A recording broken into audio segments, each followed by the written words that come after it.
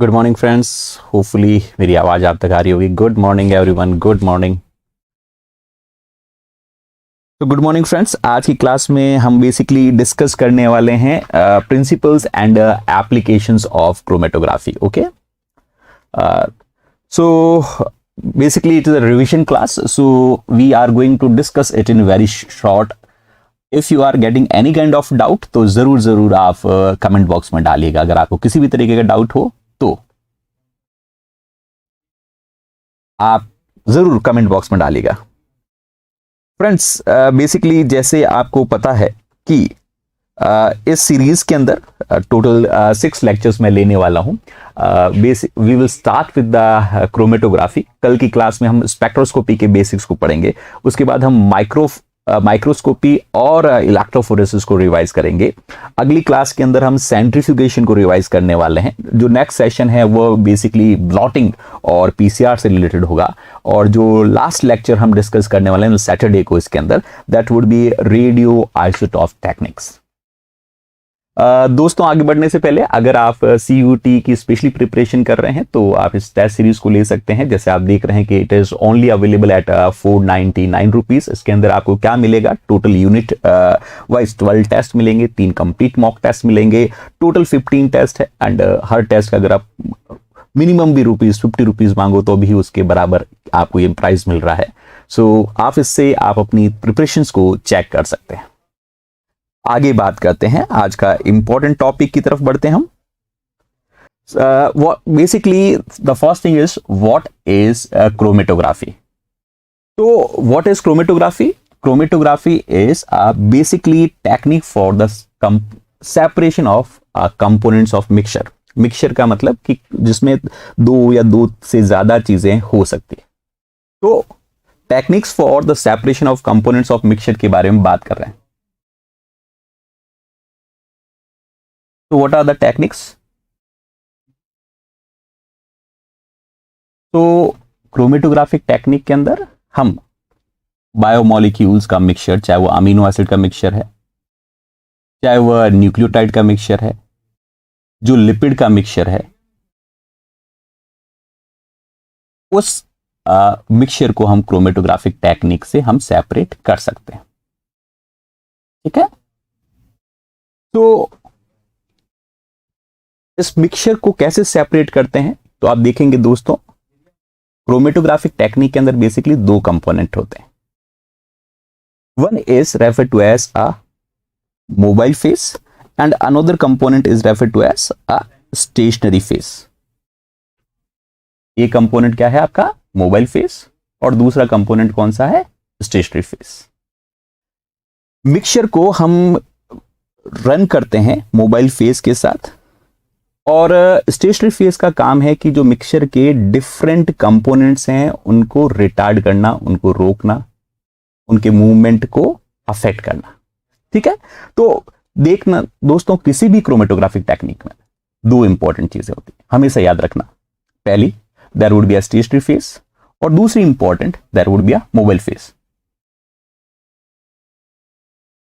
ठीक है, now mobile face का काम है कि ये मिक्सचर के कंपोनेंट्स हैं उनको स्टेशनरी फेस के साथ रन कराती है। स्टेशनरी फेस का काम है कि जो मॉलिक्यूल्स मूव कर रहे हैं उन मॉलिक्यूल्स को किसी तरीके से रोको, उनके पाथ को रिटार्ड करो। ओके, तो इस डायग्राम में दिख रहा है, this is the stationary phase and this is the mobile phase and this is the mixture. आप देखोगे स्टार्टिंग में मिक्सचर जब हमने यहां पर कहीं पर लोड किया था और फिर वह आगे मूव करना शुरू किया, वैसे वैसे इसके कंपोनेंट्स हैं वो सेपरेट आउट होते जाते हैं। ओके, देन नेक्स्ट जो इंपॉर्टेंट बात है दोस्तों, पढ़ाई में ध्यान दे दो रे, सब फायदा उसी का है, बाकी सब चीजें हमारे ऊपर छोड़ दो, पढ़ाई में ध्यान दे दो। क्रोमेटोग्राफी बेसिकली 2 तरीके की होती है, और 2 तरीके से हम उसको जो बांटते हैं वो इस आधार पर बांटते हैं कि उसमें स्टेशनरी फेस किस तरीके की है। This could be a sheet chromatography और this could be a column chromatography. Okay, basically sheet chromatography नाम से ही पता चल रहा है कि यहां पर स्टेशनरी फेस इस तरीके से शीट के फॉर्म में, अभी हम उसके बारे में डिटेल से बात करेंगे। Stationary phase would be in a form of sheet, while in column chromatography the stationary phase would be in form of column. इस तरीके से कुछ कॉलम के फॉर्म में होगी। ध्यान से सुनिएगा बच्चों, है ना, आगे मैं क्वेश्चंस पूछने वाला हूं, तो सभी लोग प्लीज फोकस करें लेक्चर्स के ऊपर, है ना, कमेंट के ऊपर फोकस ना करें, प्लीज लेक्चर के ऊपर फोकस करें, ठीक है। शीट क्रोमेटोग्राफी के टाइप्स की अगर बात पूछें तो शीट क्रोमेटोग्राफी के क्या टाइप्स हैं, कोई बता सकता है आइडिया? तो दोस्तों शीट क्रोमेटोग्राफी के दो बेसिक टाइप्स होती है, बेसिकली पेपर क्रोमेटोग्राफी और thin layer chromatography. So there are two different types of sheet chromatography, that is paper chromatography and thin layer chromatography. Then column chromatography के अगर कोई एग्जांपल पूछे तो उसके खूब सारे एग्जांपल दोस्तों, इसको नोट डाउन करो। कॉलम क्रोमेटोग्राफी के एग्जांपल है gel permeation chromatography, ion exchange chromatography, affinity chromatography, reverse phase chromatography और hydrophobic interaction chromatography, hydroxyapatite chromatography और HPLC and gas liquid chromatography. Okay, so these are the different forms of column chromatography. Clear यहां तक बात?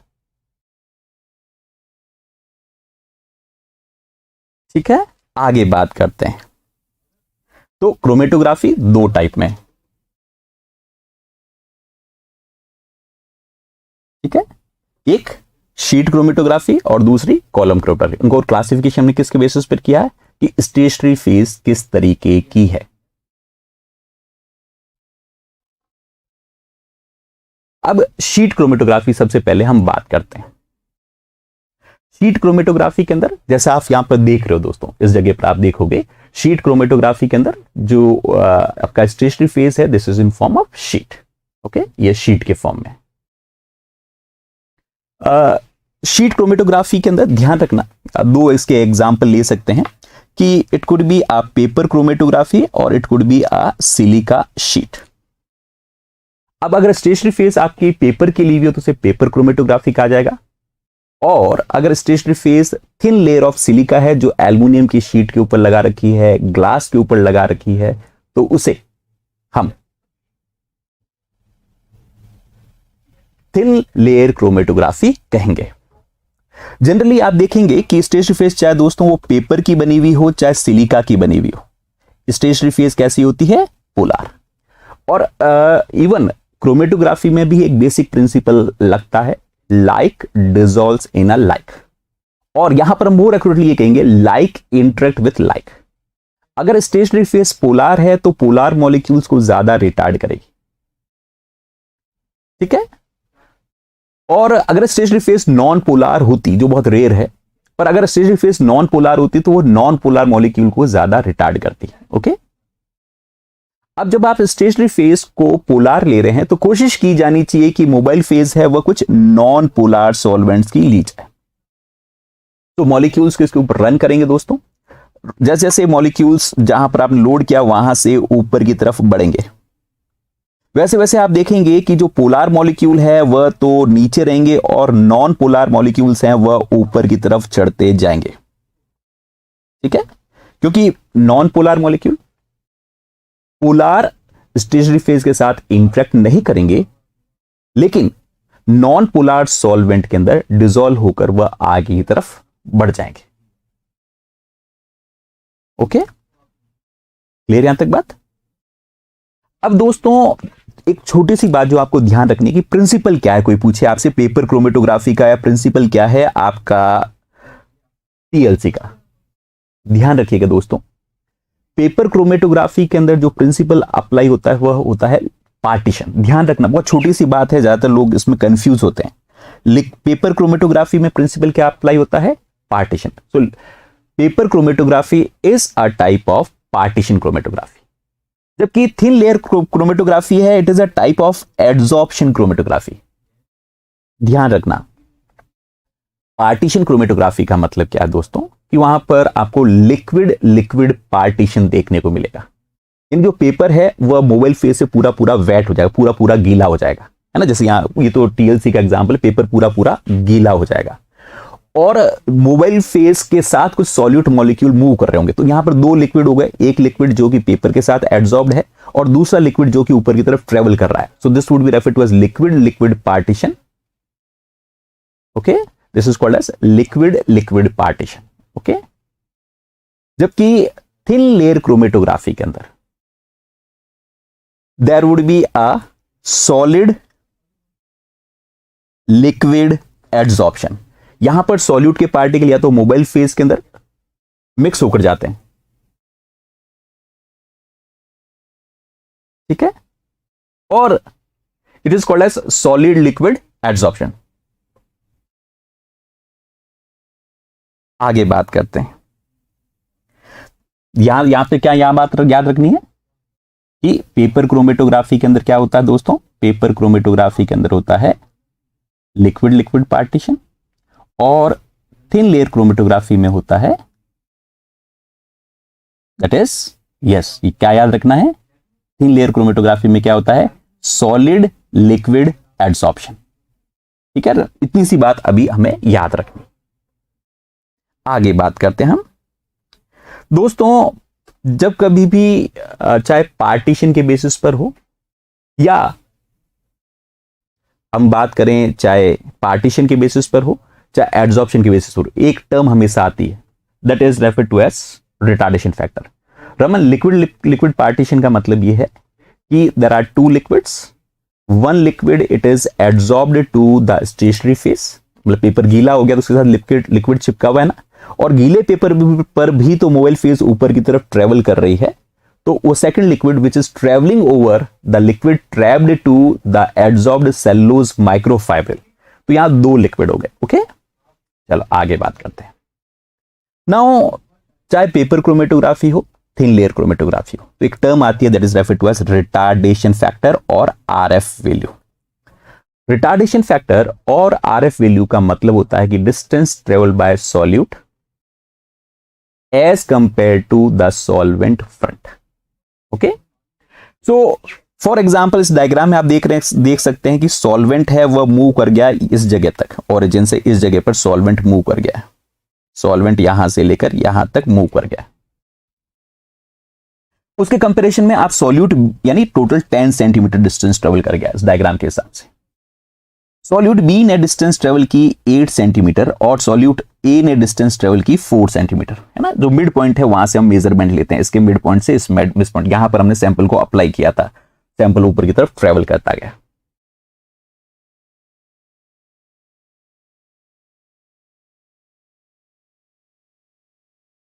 ठीक है, तो RF value कैसे calculate करेंगे दोस्तों, आरएफ वैल्यू ए की कैलकुलेट करेंगे 4 divide by 10 that will come out to be 0.4। RF value B की कैसे कैलकुलेट करेंगे, 8 divide by 10 that would be 0.8। Clear यहां तक बात। अब दोस्तों आगे बात करते हैं हम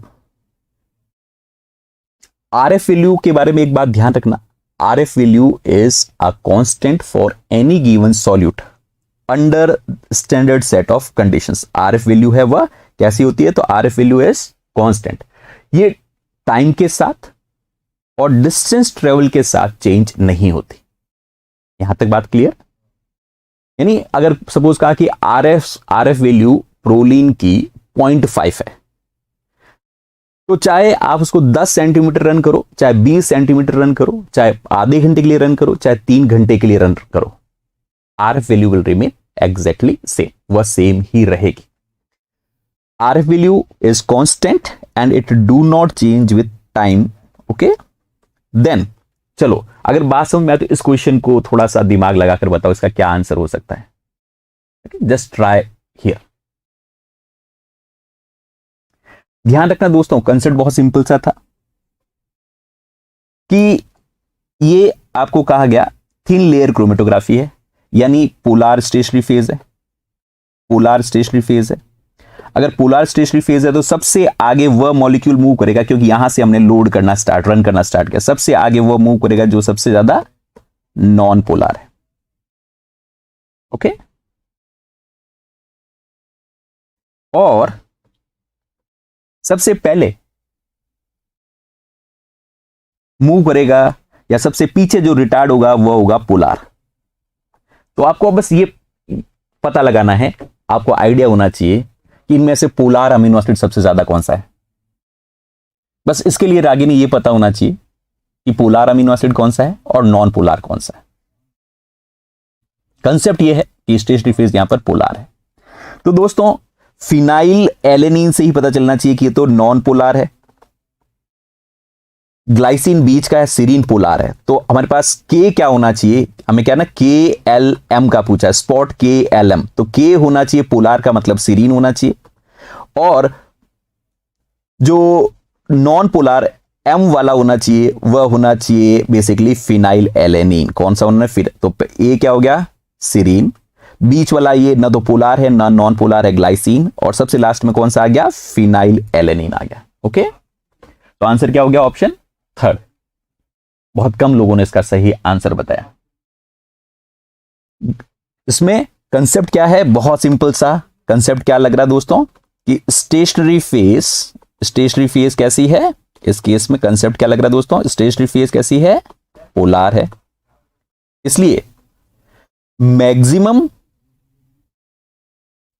हम कह सकते हैं मैक्सिमम रिटार्डेशन या मिनिमम मूवमेंट कौन करेगा, तो मिनिमम मूवमेंट करेगा पोलार अमीनो एसिड्स। यहां पर बायोकेमिस्ट्री कंसेप्ट लग रहा है।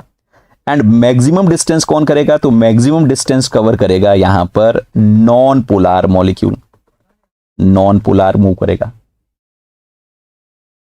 ठीक है, तो अब इसके हिसाब से आप दिमाग लगाओ, पोलार अमीनो एसिड कौन सा है, सीरीन है हमारा इस ऑप्शन में। नॉन पोलार कौन सा है, फिनाइलएलेनिन। और ग्लाइसिन कैसा है, ना पोलार है न ही नॉन पोलार है। आगे बात करते हैं। अब एक क्वेश्चन और है कि the RF value of substance A and B are 0.34 and 0.68 जब उसको हमने पेपर क्रोमेटोग्राफी की। बिल्कुल प्रज्ञा, सिलिका भी पोलार होता है और पेपर भी पोलार होता है।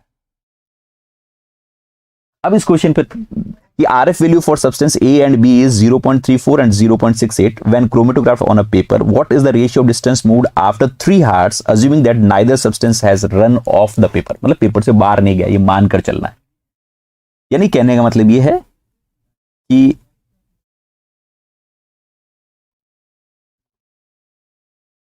RF वैल्यू इसकी 0.34 है, इसकी 0.34 है A की, और B की RF वैल्यू 0.68 है। इसका मतलब क्या है हुआ, इसका दोस्तों ये मतलब हुआ कि अगर आपने मोबाइल फेज को 1 रन कराया,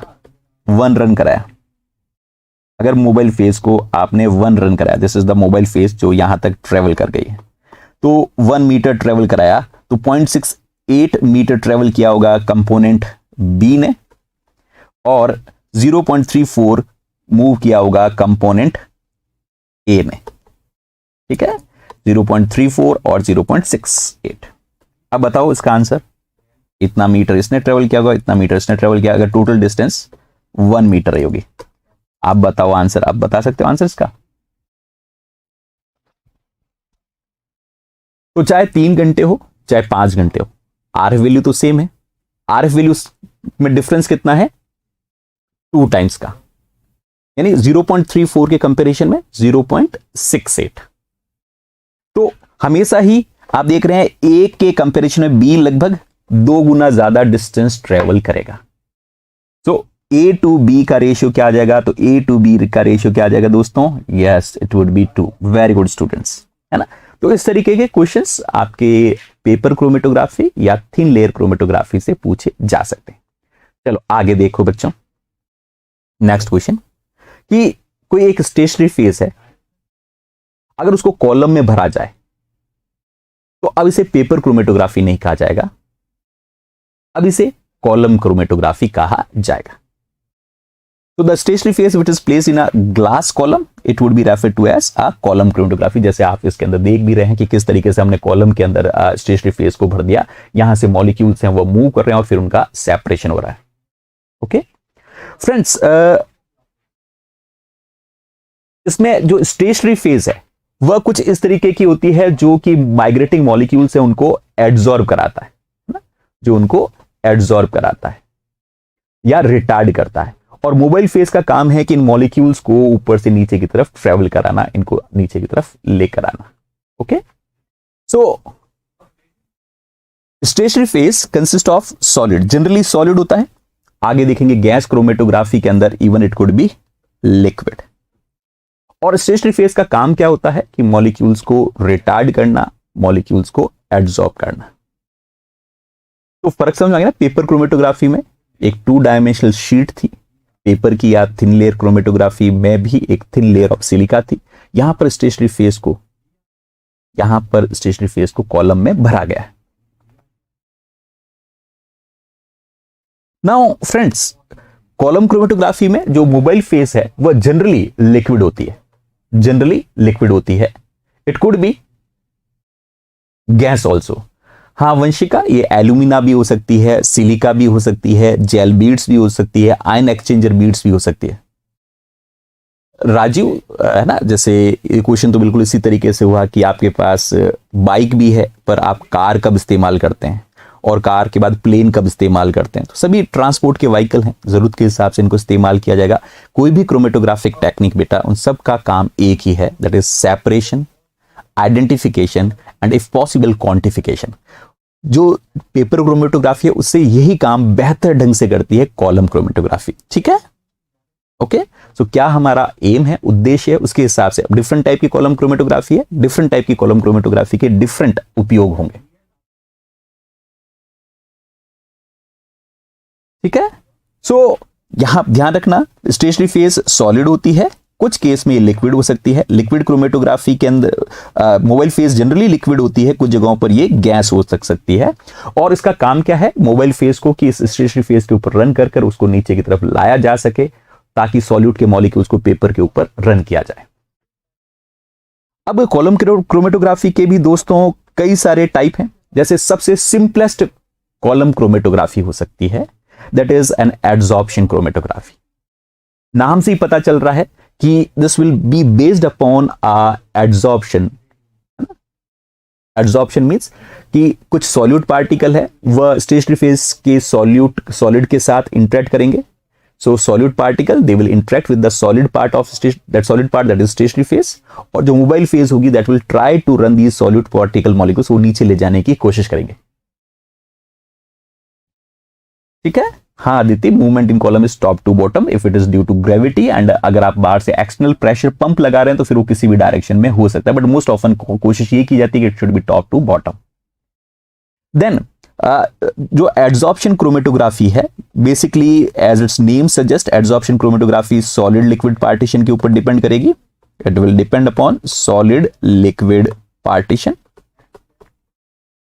it will depend upon solid liquid partition. Stationary phase जो कॉलम इसके अंदर भरा जाता है दोस्तों, दैट इज जैसा अभी बताया था alumina, it could B charcoal, it could be diatomaceous earth, or it could be finely powdered sucrose, or even it could be silica gel. So most often these are the polar type of stationary phase. दोस्तों इसके अंदर जो mobile phase भरी जाती है, सो mobile phase इसके अंदर generally chloroform, यानी जनरली क्योंकि स्टेशनरी फेज आपकी पोलार ली है तो मोबाइल फेज आपकी कैसी होनी चाहिए बच्चों, नॉन पोलार होनी चाहिए। वो जनरली क्लोरोफॉर्म की होती है, हेक्सेन की होती है, इथाइल ईथर की होती है, और even it could be a mixture of more than one type of solvent. अब there are different types of column chromatography और उनका प्रिंसिपल भी अलग अलग है जनरली, क्योंकि हम क्या कर रहे हैं यहां पर, जो स्टेशनरी फेज है वह पोलार मॉलिक्यूल्स है और नॉन पोलार सॉल्वेंट इस्तेमाल कर रहे हैं, इसलिए नॉन पोलार मॉलिक्यूल के सेपरेशन के लिए इसका इस्तेमाल किया जाता है। सो जो नॉन पोलर मॉलिक्यूल्स हैं वो मोबाइल कुछ ऐसे होंगे जो मोबाइल फेज में ज्यादा सॉल्यूबल होंगे, वो ज्यादा दूर तक ट्रेवल कर पाएंगे। कुछ नॉन पोलर ऐसे मॉलिक्यूल्स हैं तो वह मोबाइल फेज में कम डिसॉल्व होंगे, इसलिए वो वहां पर रिटार्ड होंगे, है ना। तो वापस एक बार देख लीजिए, एड्सॉर्प्शन क्रोमेटोग्राफी में क्या होता है कि इस तरीके से मॉलिक्यूल्स इसमें से पास किए जाते हैं, यहां पर हम लोड कर देंगे मॉलिक्यूल्स को। मॉलिक्यूल्स आगे की तरफ ट्रेवल करना शुरू करते हैं। ट्रेवल करने के बाद वो सेपरेट हो जाएंगे।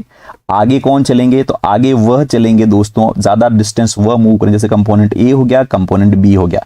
अंदर क्या भरा हुआ है इसके अंदर, अंदर हमारे पास भरा हुआ है यहां पर बेसिकली एल्यूमिना, सिलिका, चारकोल।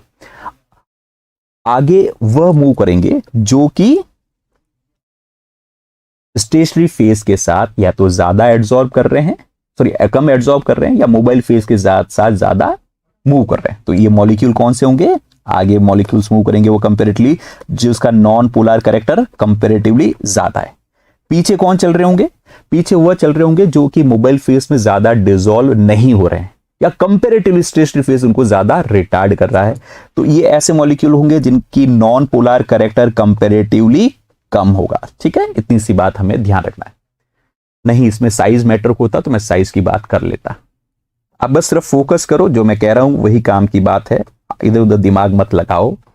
अब अगली बात कर रहे हैं हम दोस्तों, एक और क्रोमेटोग्राफी की टेक्निक होती है, that is referred to as hydroxyapatite chromatography. Hydroxyapatite basically है क्या, it is an hydroxylated form of calcium, है ना। कैल्शियम फॉस्फेट का क्या है, हाइड्रोक्सिलेटेड फॉर्म है। It is a hydroxylated form of हाइड्रोक्सीपेटाइट।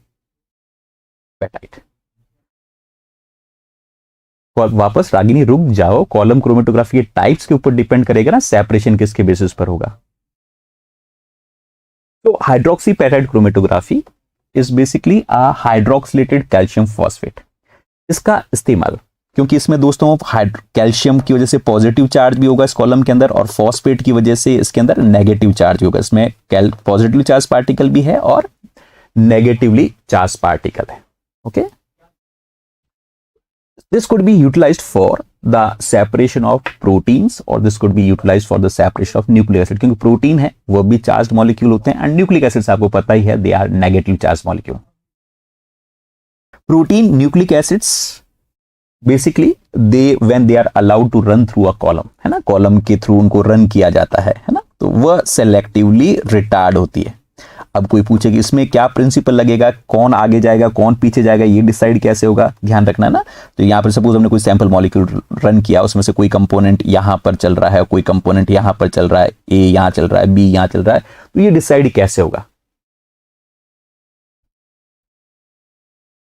ठीक है, तो दूसरा जो सिंपल टाइप होगा दैट इज आप हम कह रहे हैं हाइड्रोक्सीपेटाइट क्रोमेटोग्राफी, जिसमें दोस्तों ध्यान रखना कि इसे मिक्स्ड मोड क्रोमेटोग्राफी कहा जाती है, क्योंकि इसके अंदर दो प्रिंसिपल ऑपरेट होते हैं। ध्यान रखना ये काम की बात है। एक तो इलेक्ट्रोस्टैटिक इंटरेक्शन। इलेक्ट्रोस्टैटिक इंटरेक्शन का मतलब कि जो नेगेटिवली चार्ज है फॉस्फेट और कोई प्रोटीन जिसके पास पॉजिटिव ग्रुप है उनके बीच में इंटरेक्शन हो सकता है। और मेटल एफिनिटी, क्योंकि इसमें कैल्शियम आयन होता है इसलिए कैल्शियम आयन की वजह से नेगेटिवली चार्ज पार्टिकल भी इंटरेक्ट करेंगे। तो दो प्रिंसिपल हो गए। दो प्रिंसिपल क्या क्या हो गए,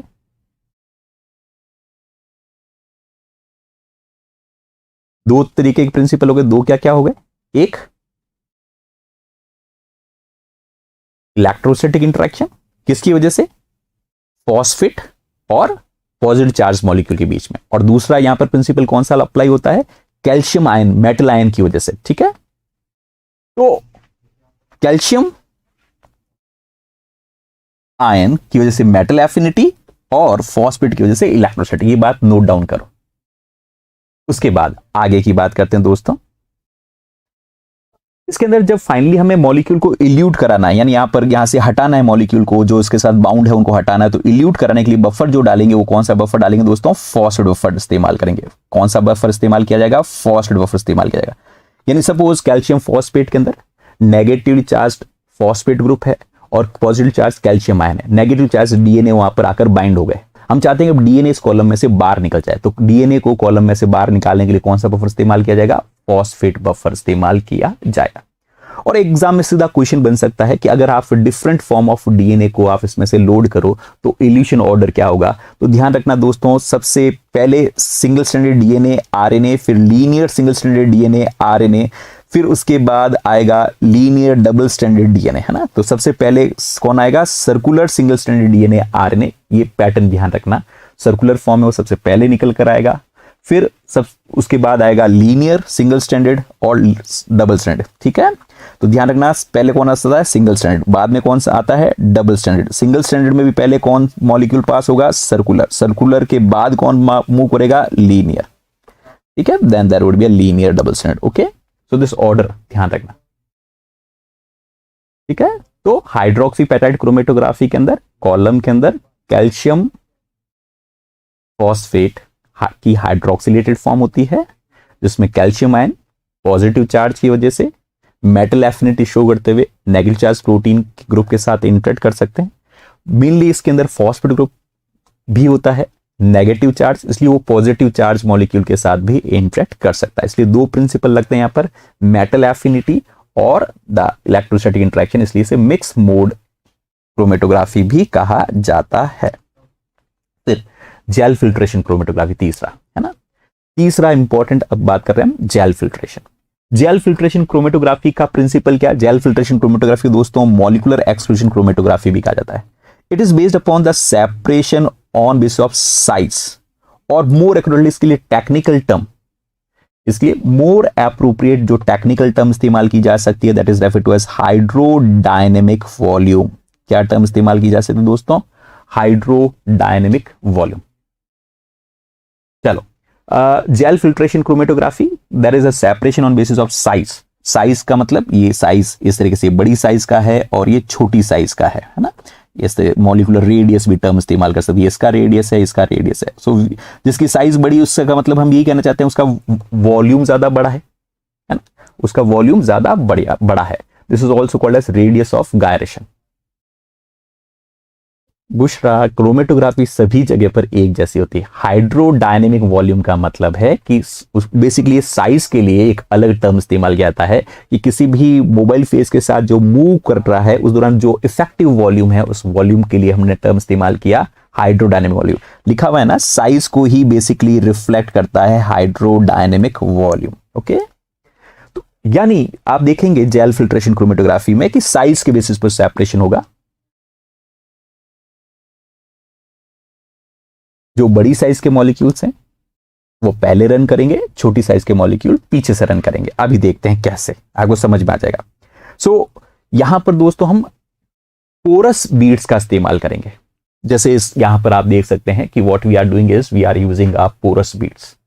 पोरस बीड्स को थोड़ा जूम करके यहां पर बता रखा है इस तरीके से। यहां पर है तो आप देख रहे हो छोटे वाले जो मॉलिक्यूल्स हैं वो बार बार पोर के अंदर यहां पर फंसते जा रहे हैं। बड़े वाले मॉलिक्यूल इतने ज्यादा पोर में नहीं फंस रहे, बड़े मॉलिक्यूल सबसे आगे चल रहे हैं, बीच वाले सेकंड नंबर पर आ रहे हैं और छोटे मॉलिक्यूल सबसे पीछे चल रहे हैं। ठीक है, तो प्लीज लाइक द सेशन है ना, जो लोग भी यहाँ पर आए। तो देख रहे हो ना, तीन अलग अलग तरीके के मॉलिक्यूल्स हैं जो बार बार पोर के अंदर फंसते जा रहे हैं, पोर के अंदर फंस कर आ रहे हैं। वो कौन से? सबसे छोटे मॉलिक्यूल। बड़े वाले मॉलिक्यूल इन पोर्स के अंदर इतनी तेजी से नहीं फंस रहे। ठीक है, तो ध्यान रखना सबसे आगे कौन चलते हैं यहां पर? सबसे पहले जो इल्यूट आउट होंगे this would be the large size elute first and the small size will elute last. ठीक है, तो पोरस बीड्स होती है जिनका सेपरेशन के लिए इस्तेमाल किया जाता है। मोबाइल फेस वो धीरे धीरे आगे की तरफ ट्रेवल करा रही है, बीच बीच में वो फंसते जा रहे हैं। स्मॉल साइज वाले मॉलिक्यूल बार बार फंसते हैं इसलिए उनमें रिटार्डेशन ज्यादा होता है। लार्जर मॉलिक्यूल्स इतने ज्यादा रिटार्ड नहीं होते इसलिए वह तेजी से आगे की तरफ मूव करते हैं।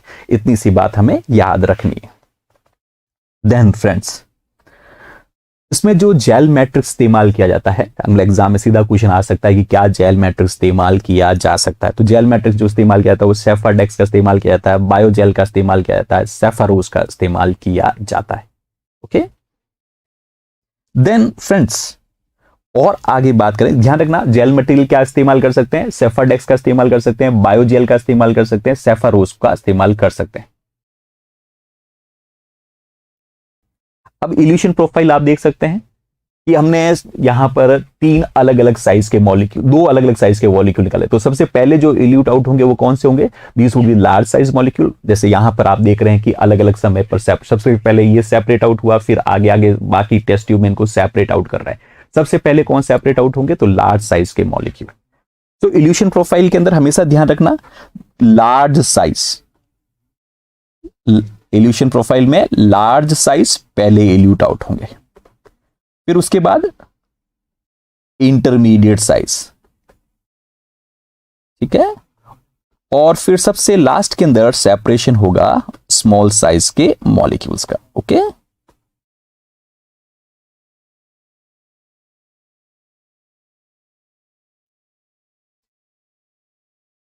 उसके बाद फ्रेंड्स बात करते हैं हम आगे। चलो इस क्वेश्चन को सॉल्व करो। इसका पीडीएफ जो पेड स्टूडेंट्स हैं उनको ऐप पर मिल जाएगा, और बाकी सब लोगों को आपको नोट्स बनाओ प्लीज बच्चों। चलो इसको क्वेश्चन पर दिमाग लगाओ। ध्यान रखना, among the protein listed below which one should elute last, सबसे लास्ट कौन मूव करेगा, ये कहा गया सबसे लास्ट, ये कहा गया है ना। तो first would be largest size and last would be smallest size. हमें स्मॉलेस्ट साइज को ढूंढना है। अब तो आंसर बताओ।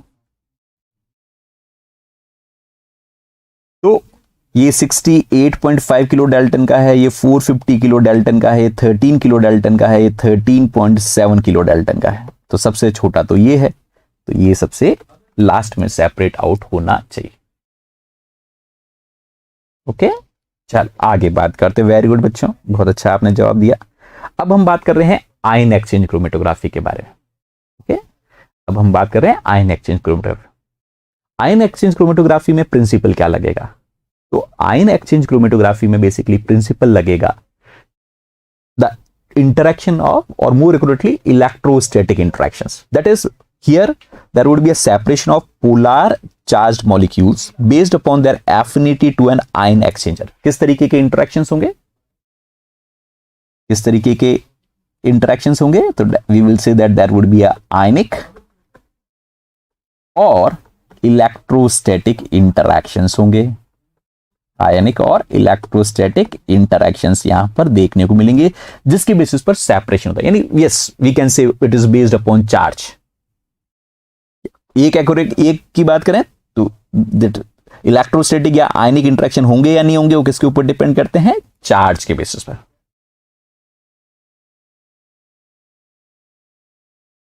ठीक है।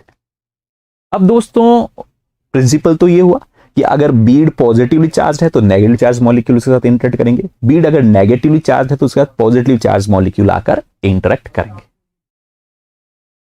क्लियर यहां तक बात? नाउ फ्रेंड्स, इसके अंदर एक और चीज बहुत बहुत इंपॉर्टेंट है जो आपको याद रखनी, कि मॉलिक्यूल के ऊपर चार्ज कैसा होगा वो डिपेंड करता है कि उसके सराउंडिंग में पीएच कैसा है ना। सो सपोज कोई बीड आपने कहा कि नेगेटिव चार्ज है, पर इसके ऊपर जो मॉलिक्यूल बाइंड होने वाला, क्या वो उसके साथ बाइंड होगा या नहीं होगा, वो इस पर डिपेंड करेगा कि उसके ऊपर पॉजिटिव चार्ज है या उसके ऊपर जीरो चार्ज है या उसके ऊपर नेगेटिव चार्ज है। अगर पॉजिटिव चार्ज है तो वो बाइंड होगा, जीरो चार्ज है या नेगेटिव चार्ज है तो बाइंड नहीं होगा। तो मॉलिक्यूल का चार्ज हमेशा फिक्स नहीं होता, वो वेरिएबल होता है, वो डिपेंड करता है उसके सराउंडिंग पीएच के ऊपर। यहां से एक टर्म भी डिफाइन होती है दोस्तों, that is referred to as pI. What is pI? PI is an isoelectric point. Isoelectric point क्या है दोस्तों? Isoelectric point is pH where the net charge on molecule is zero, where the net charge on molecule is zero। Suppose मेरा isoelectric point 8 है, इसका मतलब मेरे surrounding में अगर pH 8 रखा जाए तो मेरे ऊपर नेट चार्ज 0 होगा, और अगर सराउंडिंग pH आइसोइलेक्ट्रिक पॉइंट से कम है तो मेरे ऊपर, क्योंकि सराउंडिंग pH कम है मतलब खूब सारे HN है, मेरे ऊपर पॉजिटिव चार्ज आ जाएगा।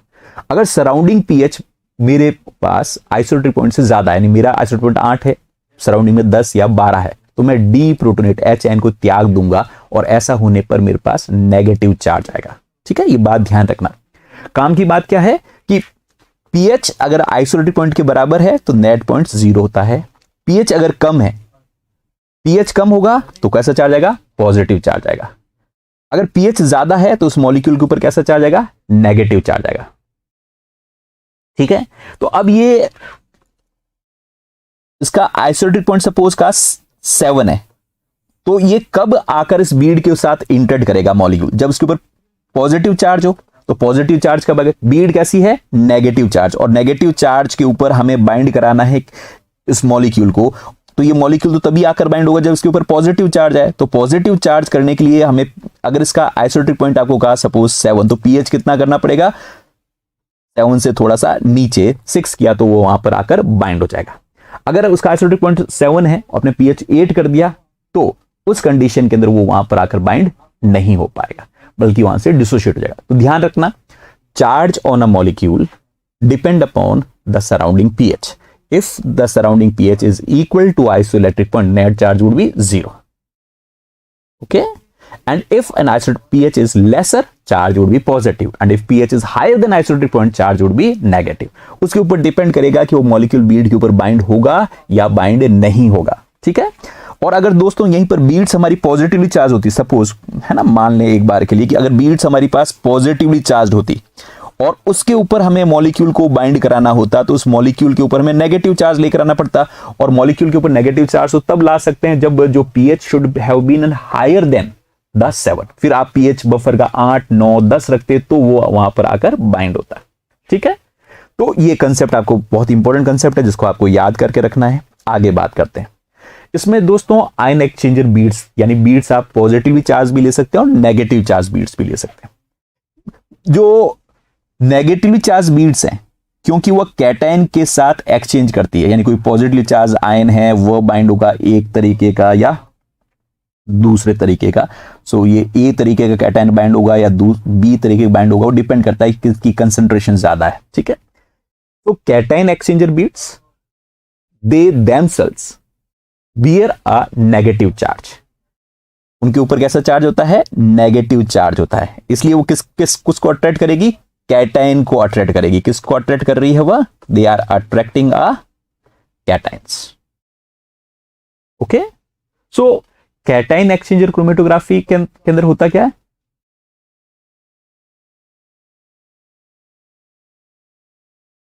ठीक है?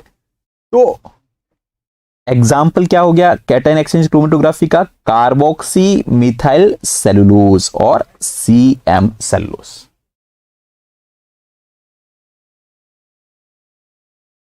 तो CM सेलुलोज नाम से ही पता चल रहा है, कार्बोक्सी ग्रुप की वजह से बीड के ऊपर कैसा चार्ज, कैसे पहचानेंगे? कार्बोक्सी ग्रुप की वजह से चार्ज कैसा आएगा? माइनस।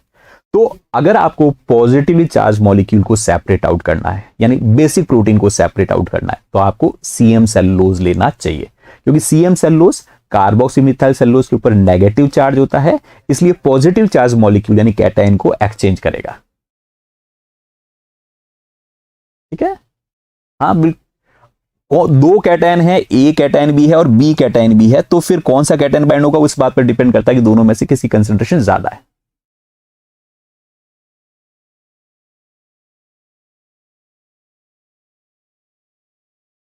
वंशिका न्यूट्रल का मतलब आप pH साइड चार्ज 0 की बात कर रहे हैं, तो चार्ज जिनके ऊपर 0 उसके ऊपर पॉजिटिव चार्ज नेगेटिव चार्ज तो लाई जा सकता है ना, उनको भी बाइंड तो करवाया जा सकता है। 0 चार्ज तो उसके आइसोलेटिक पॉइंट पर है, उससे ज्यादा pH करो तो उस मॉलिक्यूल के ऊपर नेगेटिव चार्ज आ जाएगा ना। मॉलिक्यूल चार्ज्ड ग्रुप्स होने चाहिए, अगर उसके ऊपर चार्ज ग्रुप्स है ही नहीं कहीं पर, तो फिर उसका आप आयन एक्सचेंज क्रोमेटोग्राफी नहीं कर सकते। इसी तरीके से दोस्तों हमारे पास दूसरा बीड्स है, वो एनायनिक एक्सचेंजर क्रोमेटोग्राफी है, जहां पर बीड्स खुद where the beads themselves they are positively charged. It means they are going to attract the anions. वो anions को एक्सचेंज करेंगे, ये वाला एनायन ए वाला बाइंड होगा या बी वाला एनायन बाइंड होगा, वह इस बात पर डिपेंड करता है कि किसकी कंसंट्रेशन ज्यादा है। यानी दो एनायन है, दोनों पर नेगेटिव चार्ज है, दोनों पर नेगेटिव चार्ज है, तो उनमें से कौन सा चार्ज वहां पर बाइंड होगा, तो डिपेंड करता है कि किसकी कंसंट्रेशन ज्यादा है। नहीं, रेजिन का pH चेंज नहीं होता बेटा, चेंज बफर का pH होता है। If pH is 3 and PI is 3 तो वो वहां से हट जाएगा, है ना। और अगर उसको बाइंड कराना है तो pH को या तो 4 कर दो वंशिका या उसे कम कर दो। Okay, very good. तो suppose pH 3 and isotopic point is also 3, it will get separate। और इवन मैं कह रहा हूं और थोड़ा सा ऑपोजिट चार्ज कर दो, तेजी से उसको ल्यूट आउट कराया जा सकता है। Anionic exchange chromatography, it has a positively charged group that will attract negative charge anion। Example इसका क्या है? Diethyl amino ethyl cellulose. तो आपको अमीनो ग्रुप से पता चल जाना चाहिए इसके ऊपर कैसा चार्ज होगा, बीड के ऊपर पॉजिटिव चार्ज। सो अमीनो ग्रुप कैसा चार्ज प्रोड्यूस करेगा दोस्तों? Positive charge. ओके, यस बिल्कुल, QAE भी कह सकते हैं, फॉस्फोसेलुलोज की भी बात कर सकते हैं, वगैरह वगैरह, आप कई सारे इसके एग्जाम्पल ले सकते हैं। तो सेलुलोज के आगे जो ग्रुप जुड़ा है उसको देखकर आप, सेफाडेक्स बेटा एनायन क्रोमेटोग्राफी का टाइप ही नहीं है, सेफाडेक्स, सेफाजेल, सेफारोज सारे सारे जेल परमिशन क्रोमेटोग्राफी के एग्जाम्पल थे बेटा, कहां बीच में मिक्स कर रहे हो। यस प्रखर, यू आर गुड, या तो पीएच को बढ़ा दो या पीएच को घटा दो। देन आगे बात करते हैं, जो इसमें दोस्तों इल्यूशन ऑर्डर होगा वह मॉलिक्यूल्स को जब वहां से सेपरेट आउट करना, तो जैसे आप लोग कह रहे हैं, या तो आप क्या करो, सॉल्ट की कंसंट्रेशन को बढ़ा दो। सॉल्ट के अंदर क्या होता है, पॉजिटिव आयन भी होते हैं और नेगेटिव आयन भी होते हैं, इसलिए जो कैटायन बाउंड है, सॉल्ट के अंदर कैटायन ज्यादा है, तो जो पहले से बाउंड कैटायन है उसको वहां से डिस्प्लेस कराया जा सकता है। या सॉल्ट NaCl ले रहे हैं तो उसमें नेगेटिव आयंस भी हैं, तो प्रोटीन नेगेटिवली चार्ज वहां अगर बाउंड भी था उसको, तो उसको वहां से डिसोशिएट किया जा सकता है, क्योंकि क्लोरीन जो नेगेटिव चार्ज है उसकी कंसंट्रेशन वहां पर ज्यादा होगी।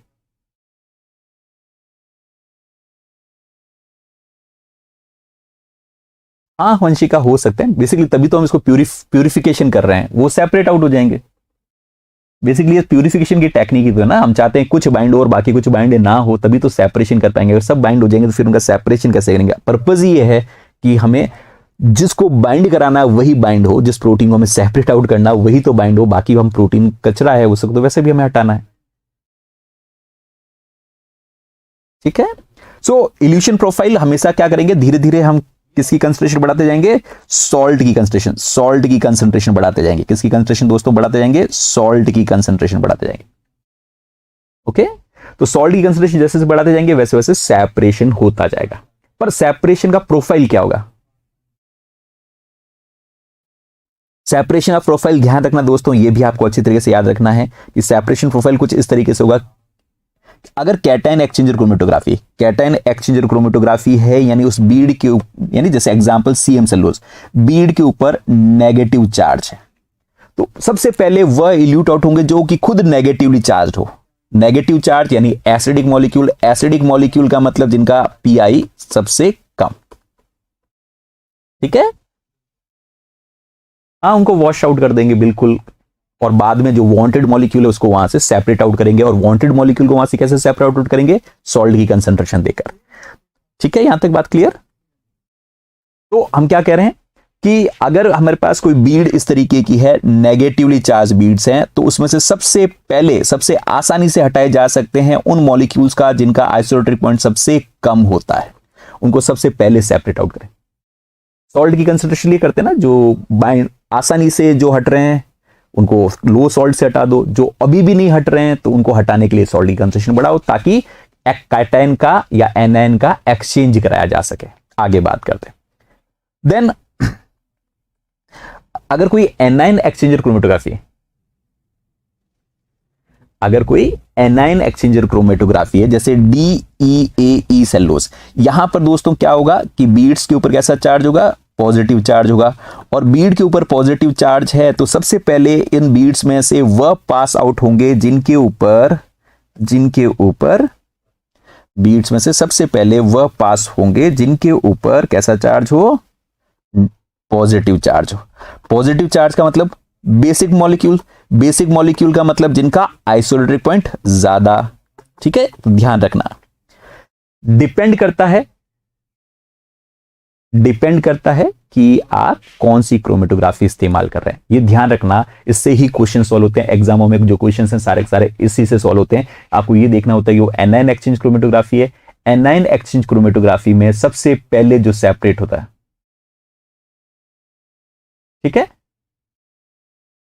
सबसे पहले कौन सेपरेट आउट होगा, जिसका आइसोटोपिक पॉइंट ज्यादा होगा। और अगर एनायन एक्सचेंज क्रोमेटोग्राफी है तो उसमें सबसे पहले वह सेपरेट आउट होगा जिसका आइसोटोपिक पॉइंट कम है। इसको प्लीज याद रखना, एग्जाम में यही क्वेश्चन आएगा। इल्यूशन ऑर्डर पता करना होता है, आपको सिर्फ ये देखना होता है कि वो किस तरीके का एक्सचेंजर बीड है। ओके, चलो अगर बात समझ में आई तो यहां पर आगे बढ़ते हैं। चलो इस पर दिमाग लगाओ, समझ में आ जाएगा मुझे कि आप कर पा रहे हो कि नहीं कर पा रहे हो। Diethyl amino ethyl cellulose DEAE is an anion exchanger if it will prefer to bind with protein having, बताओ, तो बताओ मुझे। बताओ, मुझे बताओ, फटाफट फटाफट बताओ इसका आंसर क्या होगा। चलो सब तो कोशिश करो।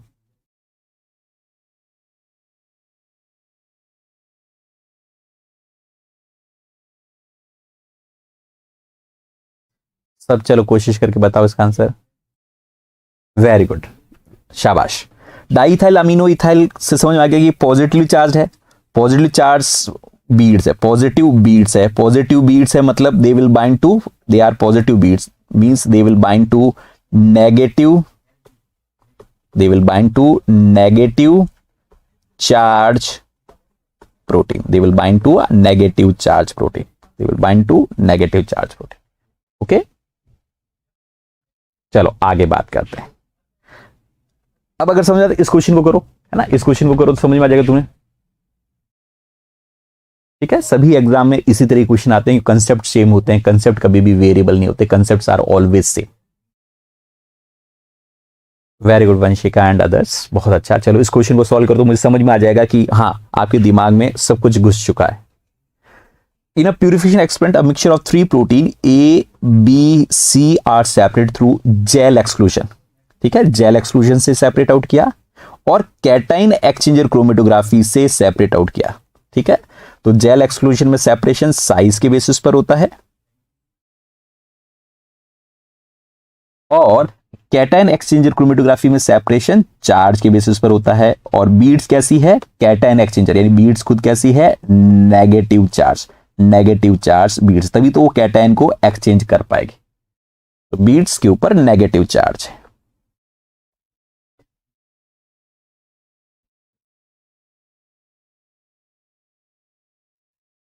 तो क्वेश्चन में क्या कहा गया है, क्या स्टेटमेंट सही है कि लास्ट कौन आएगा, पूछा है लास्ट कौन आएगा, लास्ट कौन आएगा, लास्ट कौन आएगा ये पूछा है। ठीक है, तो लास्ट कौन आएगा, तो जेल हिसाब से last would be small, smallest,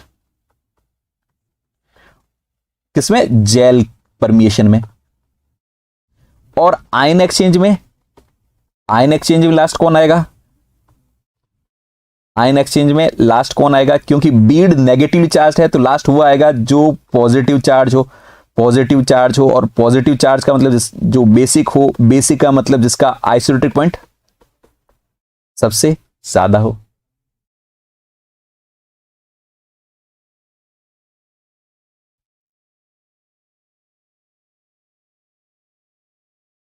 सब 3 कह रहे हैं, सब 3, सबका 3।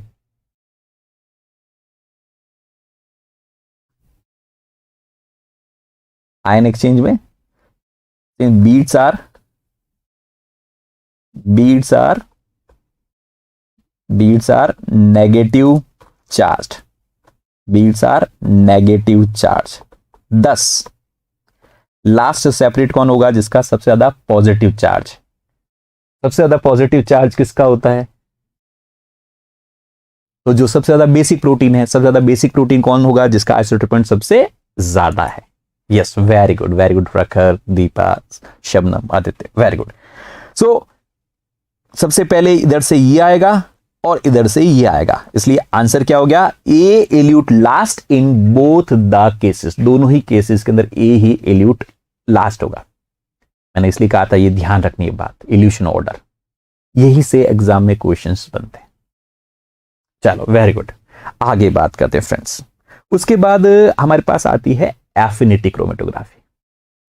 एफिनिटी क्रोमेटोग्राफी नाम से पता चल रहा है कि प्रिंसिपल है basically depends upon specific molecular interactions which is occurring between ligand and target molecule, है ना। तो लिगेंड यहां पर जो ये बता रखे हैं ये सारे सारे लिगेंड है, ये लिगेंड है जो कॉलम के अंदर एडसॉर्ब्ड है। टारगेट मॉलिक्यूल देखो आपके पास खूब सारे मिक्सचर है और मिक्सचर में से हमारे पास कुछ मॉलिक्यूल्स यहां पर बाइंड हो रहे हैं। ये देखो ये मॉलिक्यूल जो यहां पर इस तरीके के बाइंड हो रहे हैं इन्हें हम कह रहे हैं टारगेट। तो टारगेट और लिगेंड के अंदर, टारगेट और लिगेंड में किस तरीके से इंटरेक्शन हो रहा है दोस्तों, मॉलिक्यूलर इंटरेक्शन। सो ये हमारे पास टारगेट ये वाला था, इस डायग्राम में भी देख लीजिए आप। So this is the target, this is our target and this is our ligand, है ना। तो लिगेंड के साथ हम किसी के साथ बाइंड कराना है, टारगेट को बाइंड कराना है। और लिगेंड, बाकी सारी जो इंप्योरिटीज है वो तो हट गई, तो इंप्योरिटी हट गई। और एक बार इंप्योरिटी वहां से हट जाए तो फिर हम इल्यूशन करेंगे और इल्यूशन कर कर हमारा जो टारगेट है उसको भी वहां से रिमूव कर देंगे। तो यहां पर मॉलिक्यूलर इंटरेक्शंस के ऊपर डिपेंड करता है। मॉलिक्यूलर इंटरेक्शंस से हमारा क्या मतलब है? मॉलिक्यूलर इंटरेक्शन से हमारा मतलब है दोस्तों कि सारे नॉन कोवलेंट इंटरेक्शंस, जैसे electrostatic interactions, hydrogen bond, van der Waals interactions, ये सारे इंटरेक्शंस की हम बात कर सकते हैं। इलेक्ट्रोस्टैटिक का मतलब ये तो पता ही है ना थोड़ा बहुत, कि ये positive negative, donor acceptor, hydrophobic का मतलब दोनों ग्रुप हाइड्रोफोबिक होने चाहिए। वॉन डेर वाल इंटरेक्शन के लिए दो एटम्स बहुत नजदीक आ जाए तो उनमें इंटरेक्शन होता है, उसे वॉन डेर वाल। तो इन्हें क्या कहा जाता है? Molecular interactions. और ये सारे मॉलिक्यूलर इंटरेक्शन कैसे हैं?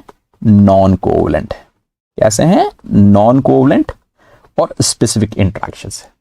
हाँ, तो अब यहां पर कॉलम के अंदर किस तरीके का लिगेंड लिया जाए, किस तरीके का कॉलम में लिगेंड लिया जाए, वह इस बात पर डिपेंड करता है कि आपका टारगेट क्या है, आप किसे सेपरेट आउट करना चाहते हैं। यानी अगर आप किसी एंजाइम को सेपरेट आउट करना चाहते हैं तो लिगेंड की तरह आपको इस्तेमाल करना पड़ेगा उसका सबस्ट्रेट।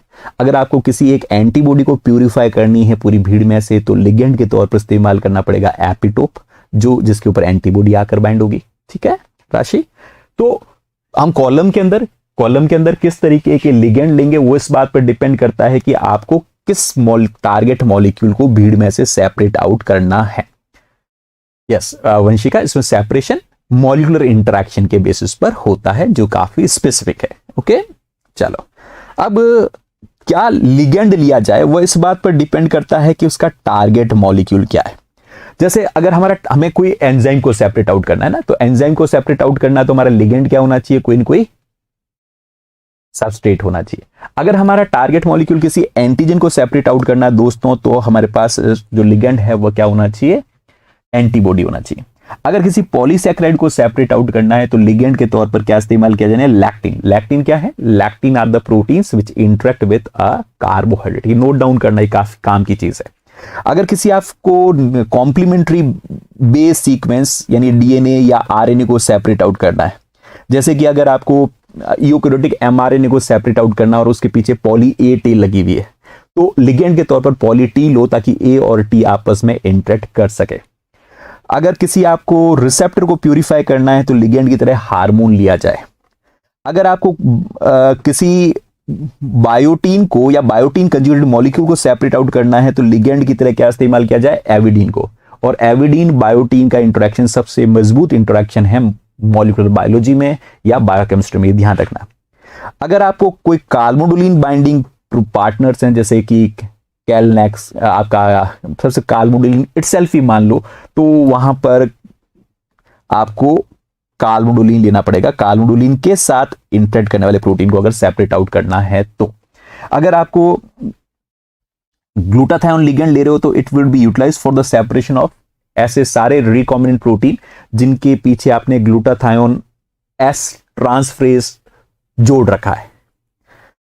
प्रोटीन ए या जी का अगर इस्तेमाल कर रहे हो तो आप इसको इम्यूनोग्लोबुलिन को सेपरेट आउट कर सकते हो। इम्यूनोग्लोबुलिन के एफसी रीजन के साथ बहुत ज्यादा हाई एफिनिटी रखता है बेसिकली प्रोटीन ए या प्रोटीन जी।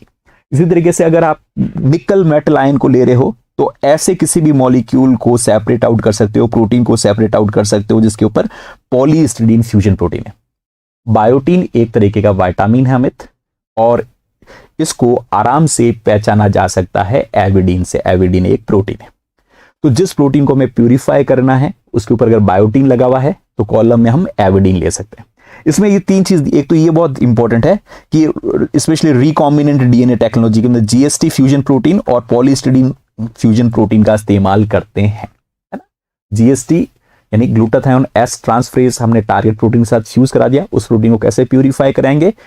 वह कॉलम में से निकालेंगे, कॉलम में ग्लूटाथायोन लगा हुआ होगा तो वह प्रोटीन वहां रुक जाएगा। या कई सारे रिकॉम्बिनेंट प्रोटीन के पूंछ पर हम पॉलीस्टिडीन टैग लगा देते हैं, फिर बाकी सारे प्रोटीन तो इल्यूट आउट हो जाएंगे, पर ऐसे प्रोटीन जिसकी पूंछ पर पॉलीस्टिडीन लगी हुई होगी वह सेपरेट आउट नहीं हो पाएंगे, क्योंकि वह कॉलम के अंदर जो निकल है उसके साथ जाकर बाइंड हो जाएंगे। हाँ रागिनी, ये याद रखना पड़ेगा, बहुत इंपॉर्टेंट है, इससे डायरेक्ट क्वेश्चन बन सकता है। ओके चलो आगे बात करते हैं अब हम। देन यहां पर फाइनली सारी भीड़ तो पहले ही निकल जाती है, सारी कचरा है वो तो पहले ही निकल गया। अब फाइनली सपोज एंटीबॉडी को वहां से इल्यूट आउट कराना है या एंजाइम को उस कॉलम में से वहां से निकालना है। Yes Kartikeya, you have to remember that all those ligands. अब फाइनली बाकी सारा कचरा तो निकल गया, अब आपको बायोटीन कंजुगेटेड प्रोटीन को निकालना है, जीएसटी कंजुगेटेड प्रोटीन को निकालना है, या पॉलीहिस्टिडीन टैग्ड प्रोटीन को वहां से निकालना है, या एंटीबॉडी को वहां से हटाना है। तो उसके लिए क्या करते हो आप, फ्री लिगेंड की कंसंट्रेशन हटा देते हो। फ्री जो अब फाइनली इल्यूशन बफर इस्तेमाल करोगे, उस इल्यूशन बफर में फ्री लिगेंड की अमाउंट ज्यादा होगी। तो अब तक जो मॉलिक्यूल है वो जेल बीड्स के ऊपर लिगेंड के साथ बाइंड था, जैसे आपने फ्री लिगेंड दिया तो यहां से वो डिस्प्लेस होकर उसके साथ फ्री लिगेंड बाइंड हो जाएगा और फ्री लिगेंड के साथ उसको सेपरेट आउट किया जा सकता है। तो इतनी सी बात अभी के लिए याद रख लो रिवीजन के हिसाब से कि इल्यूशन अगर आपको करना है तो आप क्या करते हैं, फ्री लिगेंड की कंसंट्रेशन को बढ़ा देते हैं इल्यूशन बफर के अंदर, ताकि अब ज्यादातर मॉलिक्यूल फ्री वाले लिगेंड के साथ बाइंड हो जाए और बफर के साथ बाहर निकल कर आ जाए, जेल कॉलम के साथ जो आपका लिगेंड है उसके साथ वो इंटरेक्ट ना कर पाए। ठीक है, हाँ बिल्कुल मोनिका, फॉस्फोराइलसिलीन वो अगर पहचानना तो एनेक्सिन 5 का इस्तेमाल कर सकते हैं। Very good. चलो इल्यूशन ऑर्डर के बाद हम बात कर रहे हैं एक और तरीके की chromatography, that is reverse phase chromatography.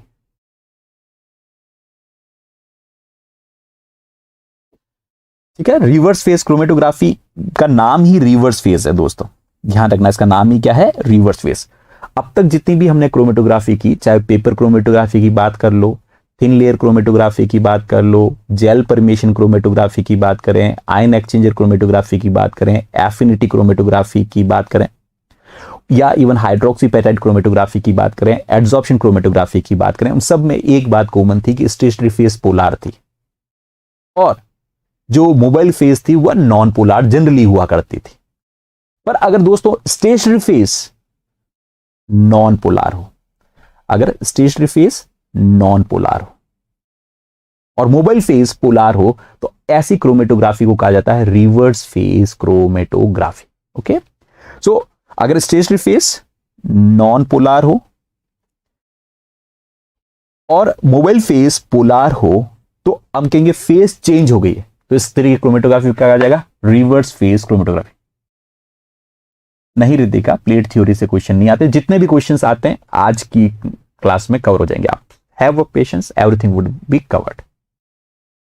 So stationery phase में नॉन पोलार या तो क्या होगा, लिक्विड होगा जो इमोबिलाइज्ड होगा सिलिका के ऊपर, या खुद सिलिका की बीड्स हो सकती है जिसके ऊपर इस तरीके से एलिफेटिक चेन लगी हो सकती है, सिलिका की बीड जिसके ऊपर इस तरीके से एलिफेटिक चेन लगी हुई है, खूब सारी अल्काइल चेन्स लगी हुई है।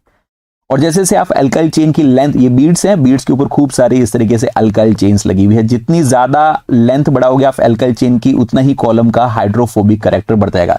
तो इस तरीके की बीड्स कॉलम के अंदर भरी हुई है, सारी सारी क्या है, अल्काइल चेन लगी हुई है और इनमें से मॉलिक्यूल को पास होना है। तो ऑब्वियसली अब कंसेप्ट सिंपल सा चेंज हो जाएगा कि अब जो स्टेशनरी फेज है वह उन मॉलिक्यूल्स को ज्यादा इसके अंदर से हमारे स्टेशनरी फेज है वह पास होगा। ठीक है, और स्टेशनरी फेज उन मॉलिक्यूल्स को दोस्तों ज्यादा रिटार्ड करेगा। अब इसमें से मॉलिक्यूल को पास होना है, तो अब नॉन पोलार मॉलिक्यूल्स हैं, नॉन पोलार मॉलिक्यूल्स हैं, they would be retarded, and polar molecules हैं उनको सेपरेट आउट किया जा सकता है। Yes Tabish, now polar will elute first, हाँ क्योंकि इसमें फेज रिवर्स हो गई।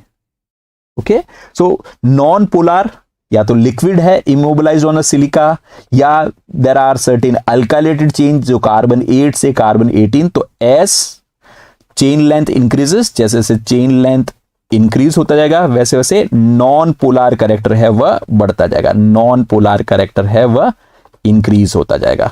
ठीक है, चलो और दूसरा इंपॉर्टेंट बात कि इसमें जो अब प्रिंसिपल बहुत सिंपल सा है, प्रिंसिपल यहां पर क्या लगेगा, हाइड्रोफोबिक इंटरेक्शन लगेगा।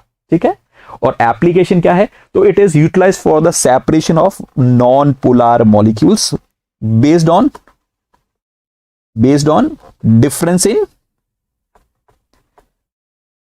पोलैरिटी में जो थोड़ा बहुत डिफरेंस है उन पोलैरिटी के बेसिस पर इनको सेपरेट आउट किया जाएगा। तो पोलार बाहर चले जाएंगे और फिर इल्यूशन ऑर्डर क्या होगा, बिल्कुल, तो इल्यूशन ऑर्डर भी यहां पर लिख देते हैं। इल्यूशन ऑर्डर क्या होगा, इल्यूशन ऑर्डर हमारा सबसे पहले पोलार, फिर उसके बाद नॉन पोलार जिसका लो कैरेक्टर है, और उसके बाद नॉन पोलर मॉलिक्यूल जिसकी नॉन पोलर कैरेक्टर बहुत ज्यादा है। ओके, चलो आगे बात करते हैं हम दोस्तों। बिल्कुल इसी तरीके से एक क्रोमेटोग्राफी और है अमित, जो रिवर्स फेज क्रोमेटोग्राफी है। रिवर्स फेज क्रोमेटोग्राफी में क्या होता है, स्टेशनरी फेज नॉन पोलर हो जाती है और मोबाइल फेज पोलर लेते हैं। मोबाइल फेज पोलर ले रहे हैं इसलिए पोलर मॉलिक्यूल उसमें आराम से घुल जाएंगे, वो सबसे पहले आगे ट्रेवल करेंगे। नॉन पोलर स्टेशनरी फेज है, वो नॉन पोलर मॉलिक्यूल को रिटार्ड करेगी। नॉन पोलर मॉलिक्यूल्स में से भी सबसे ज्यादा रिटार्डेशन किसका होगा, जो नॉन पोलर मॉलिक्यूल जिनका नॉन पोलर कैरेक्टर सबसे ज्यादा है।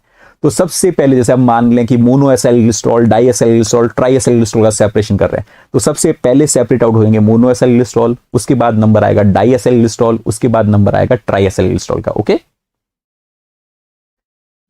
अब हाइड्रोफोबिक इंटरेक्शन क्रोमेटोग्राफी भी लगभग रिवर्स फेज क्रोमेटोग्राफी जैसा ही है, बस थोड़ा सा डिफरेंस है।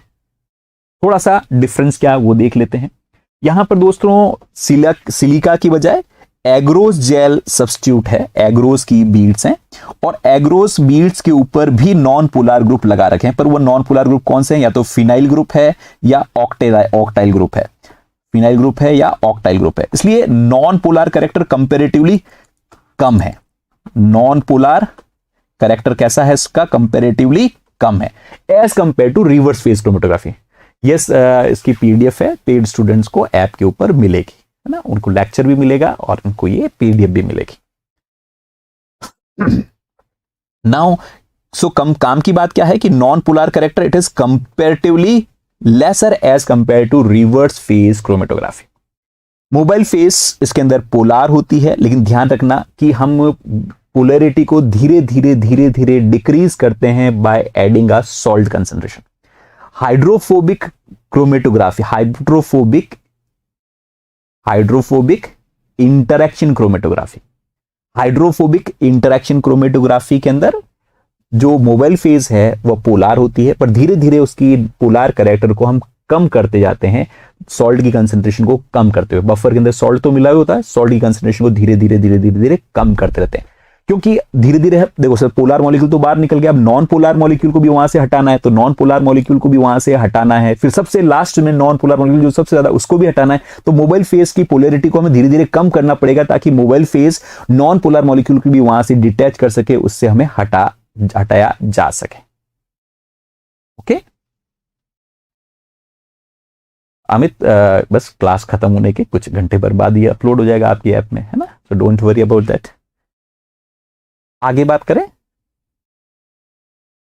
तो जबकि जो दोस्तों हमारी रिवर्स फेज क्रोमेटोग्राफी है उसके अंदर पोलैरिटी को चेंज करने के लिए सॉल्ट का इस्तेमाल नहीं करते। रिवर्स फेज क्रोमेटोग्राफी में अगर आपको पोलैरिटी चेंज करनी भी है तो कोई दूसरे सॉल्वेंट का मिक्सचर लेते हैं, है ना, नॉन पोलर में कुछ पोलर सॉल्वेंट ऐड करना है।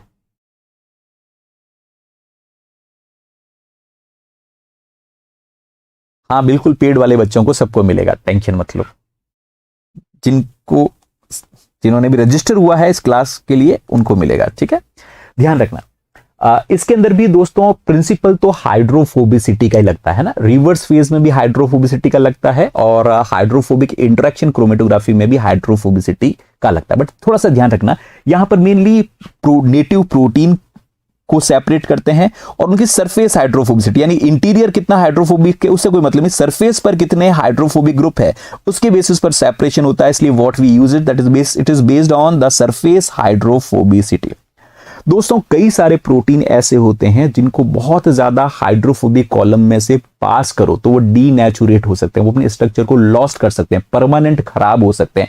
अगर आपको बहुत ज्यादा स्ट्रॉन्ग ट्रीटमेंट नहीं देना है तो रिवर्स फेज क्रोमेटोग्राफी की बजाय एक माइल्ड ट्रीटमेंट, बच्चों वाला ट्रीटमेंट दिया जा सकता है, that is hydrophobic interaction chromatography. जो रिवर्स फेज क्रोमेटोग्राफी है वो ठीक है, आपको स्टीरॉइड्स को सेपरेट आउट करना है, अल्किलॉइड्स को सेपरेट आउट करना है, कई सारे नॉन पोलर मॉलिक्यूल्स को सेपरेट आउट करना है, तो you can use a reverse phase chromatography जो टॉलरेट कर सके इतने हाइड्रोफोबिक वातावरण को। लेकिन कई सारे प्रोटीन्स को इतना हाइड्रोफोबिक कॉलम दोगे तो उस कंडीशन में वो परमानेंटली डीनेचुरेट हो सकते हैं और परमानेंटली डीनेचुरेट हो गए तो फिर वो हमारे क्या काम के। उस कंडीशन में थोड़ा माइल्ड हाइड्रोफोबिक, थोड़ा सा कम हाइड्रोफोबिक कॉलम का इस्तेमाल करते हैं और कम हाइड्रोफोबिक कॉलम कौन सा है, that is a hydrophobic interaction chromatography. इसके अंदर दूसरी इंपॉर्टेंट, जैसे से अब प्रोटीन को सेपरेट आउट कराना है तो उसके लिए हम क्या करते हैं, मोबाइल फेज में धीरे धीरे सॉल्ट की कंसंट्रेशन को कम करते हैं, जिससे उसका नॉन पोलर कैरेक्टर है वह बढ़ता जाता है। ठीक है, चलो application, it is used for protein separation, जहां पर ऑर्गेनिक सॉल्वेंट से लंबे समय तक एक्सपोज करने पर इरिवर्सिबल अनफोल्डिंग हो सकती है, तो वहां पर हम इसके इस्तेमाल कर सकते हैं HIC का। यानी अगर हम दोस्तों बात करें तो मेजर ये काम की बात है, क्योंकि कई बच्चे ज्यादातर कंफ्यूज होते हैं कि रिवर्स फेज क्रोमेटोग्राफी और हाइड्रोफोबिक इंटरेक्शन क्रोमेटोग्राफी में मेजर डिफरेंस क्या है दोस्तों। तो हाइड्रोफोबिक हाइड्रोफोबिक और रिवर्स फेज क्रोमेटोग्राफी में क्या डिफरेंस है, तो रिवर्स फेज क्रोमेटोग्राफी में हाइड्रोफोबिसिटी एक तो हायर होती है स्टेशनरी फेज की, यहां पर हाइड्रोफोबिसिटी करेक्टर है वो कंपेरेटिवली कम होता है। और यहां पर इल्यूशन करने के लिए आप क्या करते हैं, पोलैरिटी को जो चेंज करते हैं by adding some water miscible salts जैसे अल्कोहल या एसीटोनाइट्राइल, जबकि यहां पर इल्यूशन करने के लिए आप पोलैरिटी को डिक्रीज करते हैं, कैसे, by decreasing in the salt concentration. ये चीजें ध्यान रखनी है। ओके, चलो आगे बात करते हैं। नेक्स्ट देखिए आप कि इस क्वेश्चन पर दिमाग लगे, इस क्वेश्चन पर दिमाग लगेगा, समझा, इस क्वेश्चन पर दिमाग लगाइए आप।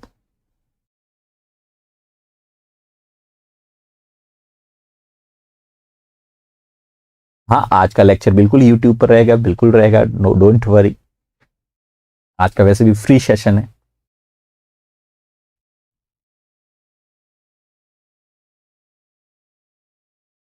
चलो उसके बाद दिमाग लगाओ। The chromatograph technique for determination of native molecular weight of protein is, बताओ।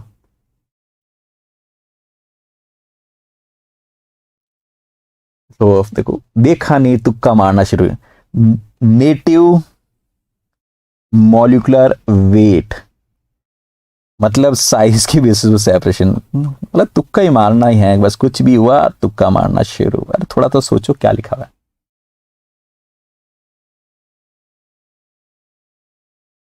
Yes, very good. सो क्योंकि नेटिव मॉलिक्यूलर वेट के ऊपर कहा गया तो आंसर क्या होगा, जेल परमिशन। अगर यहां पर यह कहा जाता कि सरफेस हाइड्रोफोबिसिटी के बेसिस पर करना हो, तो फिर आपका आंसर होता हाइड्रोफोबिक इंटरैक्शन क्रोमेटोग्राफी। मतलब प्लीज थोड़ा देखना चाहिए क्वेश्चन के अंदर क्या लिखा हुआ है। ओके, इतना जल्दबाजी नहीं, हमें कोई फास्टेस्ट फिंगर फास्ट थोड़ी खेलना है बच्चों। चलो आगे, अब इसको मैच करके बताओ, इसको मैच करके बताओ। अगर समझ में आया अब तक क्रोमेटोग्राफी में, तो इसको एक बार मैच करके बताओ। इस तरीके के क्वेश्चन एग्जाम में एक्सपेक्टेड है। इसको एक बार सॉल्व करके बताओ।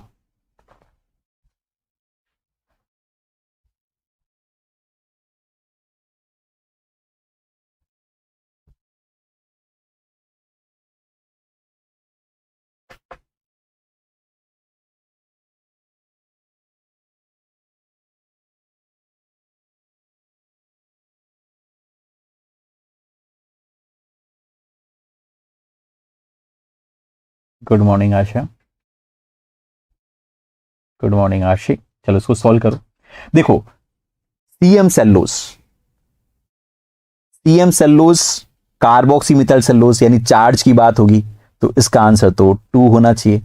निकल, निकल से समझ में आना चाहिए मॉलिक्यूलर एफिनिटी, क्योंकि पॉलीस्टिडीन चाहिए। हाइड्रोक्सी पेटाइट, हाइड्रोक्सी पेटाइट तो वैसे भी हमने पढ़ा कि दो चीजों पर, इलेक्ट्रोस्टैटिक पर भी डिपेंड करता है और वह मेटल एफिनिटी के ऊपर भी डिपेंड करता है।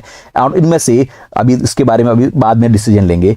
अल्काइलेटेड सिलिका है तो वो डेफिनेटली हाइड्रोफोबिसिटी के बेसिस पर होगा, तो 2, 5 और 3 होना चाहिए। हाइड्रोक्सी पेटाइट से डीएनए को सेपरेट कर सकते हैं, हाँ कर सकते हैं, तो इसलिए हमारा आंसर हुआ 2। वेरी गुड बच्चों, बहुत अच्छा किया आपने। चलो आगे बात करते हैं दोस्तों। देन इसके ऊपर दिमाग लगा के बताओ, है ना, इस तरह के क्वेश्चंस एग्जाम्स में आने वाले हैं।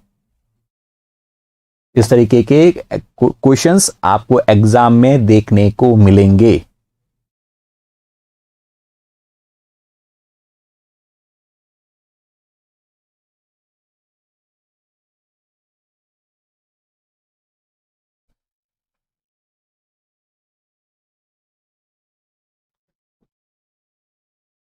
सो रिवर्स फेज लिक्विड क्रोमेटोग्राफी में स्टेशनरी फेज किस तरीके की होती है? तो नाम से पता चला रिवर्स फेज। रिवर्स फेज का मतलब वो कैसी होनी चाहिए? Non polar. Very good students, है ना। जो नॉर्मल क्रोमेटोग्राफी में स्टेशनरी फेज पोलर होती है, यहां पर स्टेशनरी फेज नॉन पोलर होती है। वेरी गुड, सभी ने बहुत अच्छे ढंग से इसका आंसर दिया। अब दोस्तों हम बात कर रहे हैं HPLC के बारे में। HPLC कॉलम क्रोमेटोग्राफी का ही एक एडवांस्ड वर्जन है। HPLC में प्रेशर क्या प्रिंसिपल लगेगा वो इस बात पर डिपेंड करता है दोस्तों कि इसमें कॉलम कौन सा लिया गया है ना। प्रिंसिपल क्या ऑपरेट होगा वो किस बात के ऊपर डिपेंड करता है? प्रिंसिपल क्या लगेगा वो इस बात पर डिपेंड करता है कि आपने किस तरीके का कॉलम लिया है। अगर यहां पर कॉलम आपने सिलिका का भरा हुआ तो एड्सॉर्प्शन के बेसिस पर सेपरेशन होगा। अगर यहां कॉलम में आप जेल परमिएशन बीड्स भर ली है तो फिर सेपरेशन है वह साइज के बेसिस पर होना शुरू हो जाएगा। अगर कॉलम में आपने आयन एक्सचेंजर बीड भरी है तो सेपरेशन चार्ज के बेसिस पर होगा। अगर कॉलम के अंदर आपने बीड्स सिंपली एल्काइलेटेड सिलिका ली है तो हाइड्रोफोबिसिटी के बेसिस पर हो जाएगा। सो प्रिंसिपल क्या लगेगा वो इस बात पर डिपेंड करता है कि यहां पर दोस्तों आपने जो कॉलम है वह किस तरीके का लिया है। डिफरेंट तरीके, एक कॉलम को हटाकर दूसरा कॉलम लगाया जा सकता है, तीसरा कॉलम लगाया जा सकता है। ठीक है, ओके। तो अब 10 मिनट में तो क्लास ही खत्म हो जाएगी वंशिका, डोंट वरी, है ना। अब तो फर्क क्या है कि यहां पर दोस्तों इंपॉर्टेंट बात यह है कि यहां पर जो स्टेशनरी फेज है वो डेंसली पैक्ड होती है। डेंसली पैक्ड होती है, कूट कूट कर भरी हुई होती है। अब कूट कूट कर भरी हुई है तो जैसे आप यहां पर दोस्तों जो सैंपल इंजेक्ट करोगे, आप यहां पर देख रहे हो ना, सैंपल को इंजेक्ट करो, सैंपल को इंजेक्ट कर सैंपल को यहां पर रन कराना है। तो रन कराना है और वो भी डेंसली पैक्ड मटेरियल से पैक्ड रन कराना है, तो उसके लिए आपको बहुत ज्यादा प्रेशर लगाना पड़ेगा। You have to apply a very high pressure, और हाई प्रेशर के बाद इसमें से इसको पास करेंगे। जैसे ही कोई सॉल्यूट यहां से देखो सेपरेट आउट हो रहा है और जैसे यहां पर डिटेक्टर के पास पहुंचता है यहां पर पीक आने शुरू हो जाते हैं। इस जगह पर पीक आने शुरू हो जाते हैं। कोई पहला कंपोनेंट आएगा, कोई दूसरा कंपोनेंट का पीक आ जाएगा, कोई तीसरा कंपोनेंट का पीक आ जाएगा सेपरेशन होने पर। ठीक है, तो काम की बात क्या है कि यहां पर स्टेशनरी फेज डेंसली पैक्ड होती है, वो एड्सॉर्बिंग मटेरियल हो सकता है जैसे सिलिका का। मोबाइल फेज जनरली पोलार होती है, पर वापस वही कि अगर आपने रिवर्स फेज कॉलम लिया है, रिवर्स फेज जैसे सिलिका 18C18 कॉलम ले लिया तो फिर आपकी मोबाइल फेज तो नॉन पोलार हो गई, और फिर आपकी जो मोबाइल फेज है वो आपकी अब पोलार रखनी पड़ेगी क्योंकि अब आपने स्टेशनरी फेज नॉन पोलार ले ली वंशिका, है ना। तो अगर सिलिका नॉर्मल सिलिका लिया है तो पोलार, सिलिका 18 आप कह रहे हो यानी इसका मतलब आप नॉन पोलार स्टेशनरी फेज की बात कर रहे हो। ठीक है, तो हाई परफॉर्मेंस लिक्विड क्रोमेटोग्राफी का नाम ही से पता चल रहा है कि हाई परफॉर्मेंस है, जिसके अंदर आप इंजेक्शन पोर्ट से सैंपल को इंजेक्ट करते हो और सैंपल के मॉलिक्यूल सेपरेट आउट हो रहा है, डिटेक्टर उसको डिटेक्ट कर रहा है, जिसकी वजह से रिटेंशन टाइम आपको अलग अलग मिल रहा है। इसका बेनिफिट क्या है दोस्तों? तो अगर इसका बेनिफिट की बात करें तो प्रिंसिपल तो, क्योंकि इसमें खूब तरीके की स्टेशनरी फेज अवेलेबल है, खूब तरीके की मोबाइल फेज इस्तेमाल की जा सकती है, इसलिए प्रिंसिपल तो काफी ज्यादा वेरिएबल है, इसलिए कोई एक प्रिंसिपल तो लगेगा नहीं यहां पर। एडवांटेज क्या है? हाई रिजोल्यूशन, बहुत बढ़िया सेपरेशन होता है, बहुत कम समय में सेपरेट आउट किया जा सकता है। पिकोमोल कंसंट्रेशन भी ली जाए, पिकोमोल यानी बहुत लो कंसंट्रेशन ली जाए तो भी उसका सेपरेशन किया जा सकता है, ऑटोमेशन किया जा सकता है, और इसमें सेपरेशन के साथ साथ इवन क्वांटिफिकेशन भी किया जा सकता है, कंसंट्रेशन भी किया जा सकता है। हाँ वंशिका, बिल्कुल, it means it will purify on basis of polarity, definitely, है ना। वो तो सभी क्रोमेटोग्राफी में एक कॉमन बात है कि पोलैरिटी एक मेजर फैक्टर है सेपरेशन के लिए। ओके, तो ये इसके एडवांटेज हो गए। देन फ्रेंड्स, जब हम कॉलम क्रोमेटोग्राफी, किसी भी कॉलम क्रोमेटोग्राफी की बात करें इंक्लूडिंग एन HPLC, तो वहां पर एक टर्म आता है कि रिजोल्यूशन कितना बेटर होगा। रिजोल्यूशन मतलब कि देखो ये एक पीक आया, उसके बाद हो सकता है आगे चलकर कोई एक पीक आएगा, तो इसमें कुछ टर्मिनोलॉजी इस्तेमाल होती है। एक तो दोस्तों कि पीक की हाइट कितनी है, पीक का एरिया कितना है, पीक कहां से, यहां से आपने इंजेक्ट किया और यहां पर जाकर इस समय पर पीक आ रहा तो उसे रिटेंशन टाइम कहा जाता है। तो कुछ टर्मिनोलॉजी यहां पर इस्तेमाल की जाती है। तो इस फॉर्मूले को नोट डाउन करो कि रिजोल्यूशन यानी पीक उसका कहां पर आएगा, वह डिपेंड करता है under root of n/4 multiplied by alpha -1 divide by alpha k+1, है ना। तो resolution depend upon under root of n/4 alpha -1 by alpha k plus 1, इनके ऊपर डिपेंड करता है रिजोल्यूशन। ठीक है, कि पीक कहां पर आएगा। वंशिका जैसे क्वेश्चंस आएंगे उतना मैं करा लूंगा ना, थ्योरेटिकल पीरियड से क्वेश्चन आएगा नहीं, ये क्वेश्चन आ सकता है हमारे थ्योरेटिकल, किन किन चीजों पर डिपेंड करता है, किन किन चीजों पर डिपेंड करता है, तो डिपेंड करता है number of theoretical plates column के ऊपर, किसके ऊपर डिपेंड करता है, सेलेक्टिविटी फिल्टर के ऊपर, अल्फा क्या है सेलेक्टिविटी फैक्टर, के क्या है रिटेंशन फैक्टर, रिटेंशन फैक्टर बताता है कि एक पीक दूसरे पीक के रेफरेंस में कहां पर आया। ठीक है, तो इससे ज्यादा कोई क्वेश्चन बनने की संभावना नहीं है। मैक्सिमम आपको ये पूछा सकता है रिजोल्यूशन डिपेंड किसके ऊपर करता है, तो ध्यान रखना किसके ऊपर डिपेंड करता है, नंबर ऑफ थ्योरेटिकल प्लेट्स के ऊपर, सेलेक्टिविटी फैक्टर के ऊपर और रिटेंशन फैक्टर के ऊपर, तीन चीजों के ऊपर ये डिपेंड करता है। ठीक है, तो रिजोल्यूशन डिपेंड अपॉन, तो resolution depend on the number of theoretical plates, कितना बेहतर ढंग से सेपरेट हो पाएगा, वह तीन फैक्टर्स के ऊपर डिपेंड कर रहा है। पहला theoretical plates in a column, selectivity factor के ऊपर और रिटेंशन फैक्टर के ऊपर। रिजोल्यूशन की बात कर रहे हैं। अब रिटेंशन टाइम कहां पर आएगा, मतलब किस जगह पर, यानी 5 मिनट पर आएगा या 10 मिनट पर आएगा, 20 मिनट पर आएगा, वह फ्लो रेट के ऊपर भी डिपेंड करता है, वह कॉलम की टोटल लेंथ के ऊपर भी डिपेंड करता है, कॉलम की डेंसिटी के ऊपर भी डिपेंड करता है। ठीक है, आगे बात करते हैं रिजोल्यूशन के अंदर। अब इसमें एक और टर्म आती है that is referred to as selectivity factor या सेपरेशन फैक्टर, जो बेसिकली बताता है कि जो आपका एक बैंड के रिस्पेक्ट में दूसरा बैंड कहां पर आएगा, जैसे एक पीक ये रहा और दूसरा पीक ये रहा, ये कितने बेटर ढंग से एक दूसरे से सेपरेट होंगे, उसके लिए टर्म इस्तेमाल की जाती है सेलेक्टिविटी फैक्टर। सेलेक्टिविटी फैक्टर का फॉर्मूला भी दोस्तों नोट डाउन करो, बहुत सिंपल सा है। सेलेक्टिविटी फैक्टर जो हमने अल्फा पिछले यहां से हम कह रहे हैं ना, इस जगह पर हमने एक इंपॉर्टेंट टर्म की बात की थी, alpha. Alpha is a selectivity factor. तो सेलेक्टिविटी फैक्टर को कैसे निकालेंगे, तो सेलेक्टिविटी फैक्टर इज कि देखो आप यहां पर आप देख रहे हो दो पीक दिख रहे हो, है ना, तो इसमें से दिस इज द हम कह सकते हैं रिटेंशन टाइम फॉर बी, कितने सेकंड के बाद आया, that is retention time for B. इस केस में 8 मिनट पर आ रहा है। इस तरीके से यहां पर आप देख रहे हो एक पीक और आ रहा है जिसका रिटेंशन टाइम लगभग आपको यहां पर दिख रहा है 6 पर। ठीक है, और यहां पर एक कोई ऐसे मॉलिक्यूल का रिटेंशन टाइम दे रखा है जो कि जिसको कॉलम बिल्कुल भी एब्जॉर्ब नहीं करता, जिसे रेफरेंस मॉलिक्यूल कह सकते हैं। तो हमारे पास सेलेक्टिविटी फैक्टर का क्या हो गया कि वह पीक जो बाद में आ रहा है, जैसे इस केस के अंदर हमारे पास TRB कितना आ रहा है, तो वह 8 मिनट पर आ रहा है। रेफरेंस मॉलिक्यूल का कितना है 1, जो बाद में पीक आ रहा है उसकी वैल्यू कहां आ रही है 7 मिनट पर, -1, तो आपके पास 7/6 आपके पास क्या आ जाएगा, सेलेक्टिविटी फैक्टर आ जाएगा, रिटेंशन फैक्टर आ जाएगा। तो this is the formula for calculating a selectivity factor और सेपरेशन फैक्टर।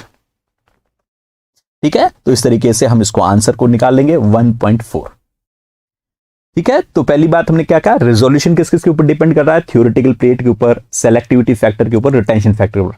सेलेक्टिविटी फैक्टर कैसे निकालेंगे, सेलेक्टिविटी फैक्टर के पास जो दो पीक है दोनों का अलग अलग टाइम होगा, उन टाइम को रेफरेंस के साथ माइनस करो, दोनों को डिवाइड करो, आपके पास सेलेक्टिविटी फैक्टर है वह आ जाएगा। चलो अब जो पीक है उसकी विड्थ कैसी होगी, ये पीक इस तरीके से इतनी विड्थ होगी या इस तरीके से विड्थ होगी, वह किसके ऊपर डिपेंड करता है ना, पीक की विड्थ किसके ऊपर डिपेंड करती है। तो पीक की विड्थ को एक्सप्लेन किया जा सकता है by Van Deemter equation. Van Deemter equation basically it gives you an effect of column and flow rate on the plate height. ये आपके पास हाइट है, ठीक है, इसको अफेक्ट करने वाला है। ठीक है, चलो तो कैसे किस किस ऊपर डिपेंड करता है, फॉर्मूला बहुत सिंपल सा है दोस्तों। इस जो प्लेट हाइट या पीक ब्रॉडनिंग, यानी ये जितना कम हो उतना बेटर है, क्योंकि पीक ब्रॉड कम होगा तो सेपरेशन बढ़िया होगा। तो पीक ब्रॉडनिंग डिपेंड करती है फैक्टर ए के ऊपर, B/U प्लस CSU के ऊपर। ये नोट डाउन करो।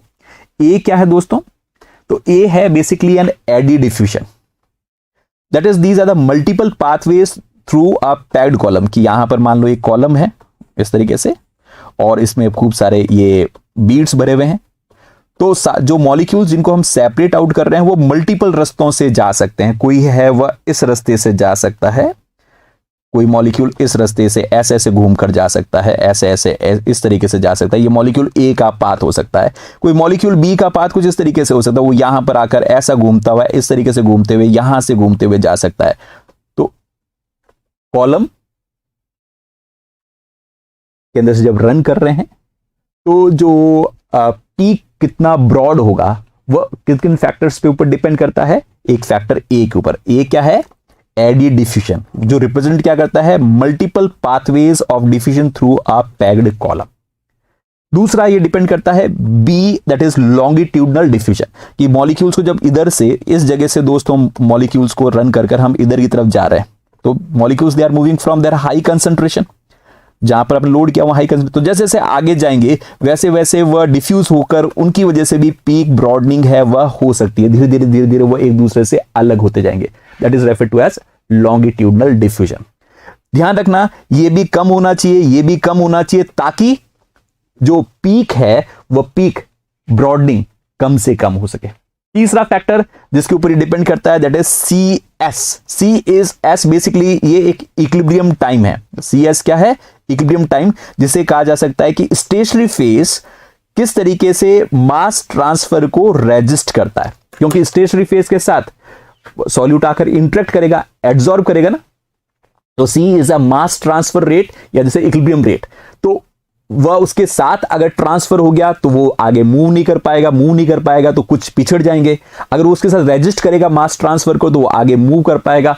तो जितना ज्यादा रेजिस्ट कर रहा है वो मास ट्रांसफर को, उतना ही ज्यादा पीक ब्रॉडनिंग होगी। अभी के लिए सिर्फ इतना से याद रख लो, क्योंकि रिवीजन क्लास है, डिटेल के अंदर इसके ऊपर पूरे 40 मिनट की क्लास हो सकती है इतने से इस वैन डायमीटर इक्वेशन के ऊपर।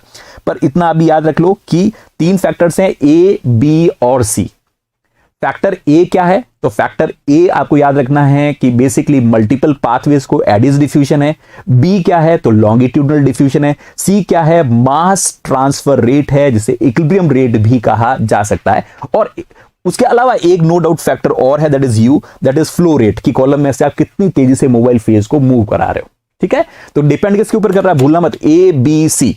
A is the different pathway, that is Addis diffusion. B is the longitudinal path जो लिया जा रहा है, उसमें diffusion की rate क्या है. C is a mass transfer that is also referred to as equilibrium time. अभी इतनी सी बात याद रख लो क्योंकि ये रिवीजन के लिए है.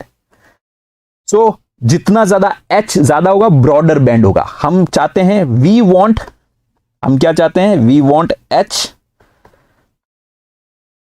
कैसा होना चाहिए, लो, क्योंकि हमें ऐसे बैंड नहीं चाहिए. अगर ऐसे बैंड चाहिए तो फिर आपस में ए और बी आपस में ओवरलैप होना शुरू हो जाएंगे. हमें ऐसे बैंड नहीं चाहिए, हमें ऐसे बैंड चाहिए, इस तरीके के बैंड चाहिए, इस तरीके के ए और बी शार्प बैंड चाहिए जिनकी आपके पास ब्रॉड बेस ना हो ताकि उनको आसानी से सेपरेट आउट किया जा सके. अगर समझ में आए तो चलो इस क्वेश्चन को एक बार, है ना चंचल, मैं रिपीट करता हूं तब तक इस क्वेश्चन के ऊपर दिमाग लगाओ. मैंने कहा कि पीक है वो ब्रॉड होगा या ब्रॉड नहीं होगा, वो 3 फैक्टर पर डिपेंड करता है. एडीज डिफ्यूजन, जो मल्टीपल रास्ते हैं कि भाई एक सॉल्यूट इस रास्ते से जा सकता है, एक दूसरे रास्ते से जा सकता है, जिसकी वजह से आगे पीछे हो सकते हैं, पीक ब्रॉड हो जाएगा. दूसरा लॉन्गिट्यूडनल डिफ्यूजन, क्योंकि जहां आप लोड कर रहे हो वहां से मॉलिक्यूल मूव कर रहे हैं, जहां आप लोड करते हो वहां कंसंट्रेशन हाई होती है, धीरे धीरे कंसंट्रेशन कम होती जाती है, उसकी वजह से मॉलिक्यूल्स एक दूसरे से दूर होते जाते हैं. और तीसरा फैक्टर मास ट्रांसफर रेट, जिसे हम इक्विलिब्रियम टाइम भी कह रहे हैं, उसके ऊपर डिपेंड करता है कि स्टेशनरी फेज किस तरीके से सॉल्यूट के साथ इंटरेक्ट करती है, उसकी वजह से भी पीक ब्रॉडनिंग हो सकती है. ओके, चलो इस क्वेश्चन को दिमाग लगाकर सॉल्व कराओ. इस क्वेश्चन को दिमाग लगाकर सॉल्व करो.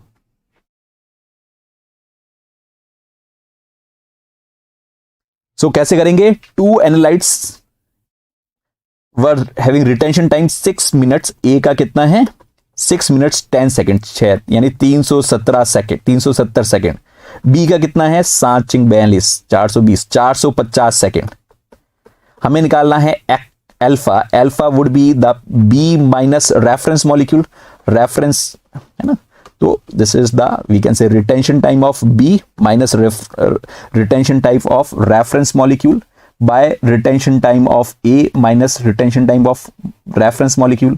बी का कितना है 450, रेफरेंस मॉलिक्यूल का कितना है 50 सेकंड, बी का ए का कितना है 370 माइनस रेफरेंस मॉलिक्यूल का कितना है 50, तो 400 बाय 700 320, आंसर कितना आ गया 1.25। वेरी गुड ना, इस तरीके से आप क्या निकाल सकते हैं, अल्फा को निकाल सकते हैं।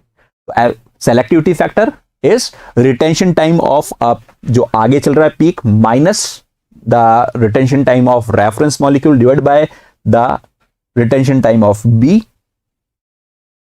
Second peak minus reference molecule, जिसमें हम ये मानकर चल रहे हैं इस तरीके से हमारे पास दो पीक है, ये दो पीक है और ये रेफरेंस पीक है। रेफरेंस पीक किस पर है 50 सेकंड पर है, फिर एक इसका पीक किस पर है 370 सेकंड पर है, फिर इस तीसरा पीक किस पर है 450 सेकंड का है ना। तो ये ए का पीक है, ये बी का पीक है और ये रेफरेंस मॉलिक्यूल का पीक है। ओके, आगे चलो। ये क्वेश्चन देखो कि according to Van Deemter equation which of the following factor does not influence peak broadening during chromatography. बताओ इसका आंसर, कौन अफेक्ट नहीं करेगा।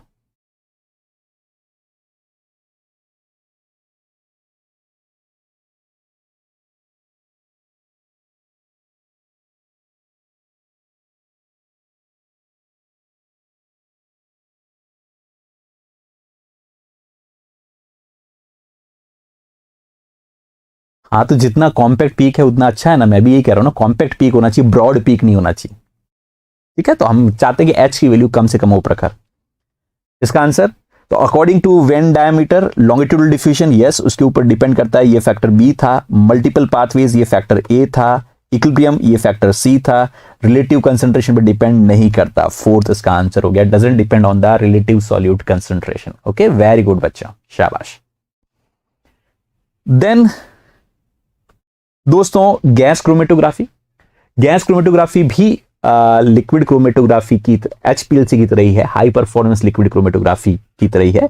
बस फर्क यह है कि यहां पर हाई बॉइलिंग लिक्विड वह काम करता है स्टेशनरी फेज की तरह।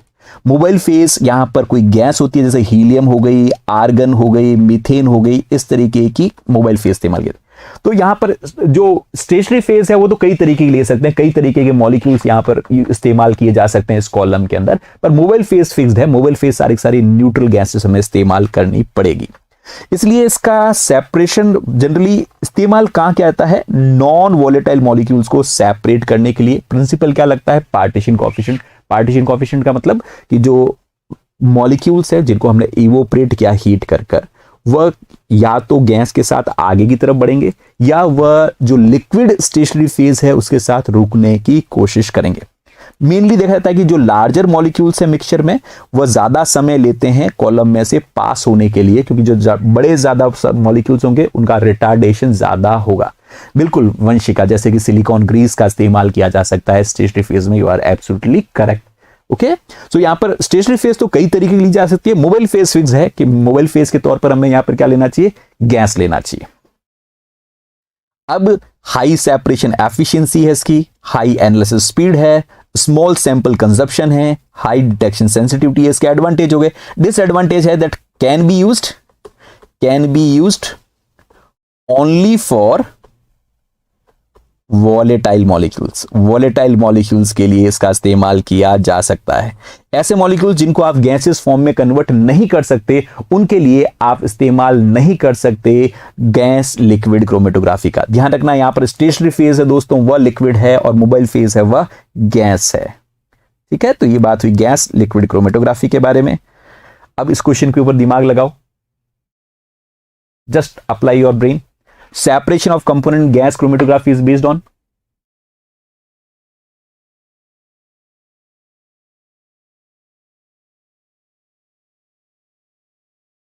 कौन बताएगा इसका answer?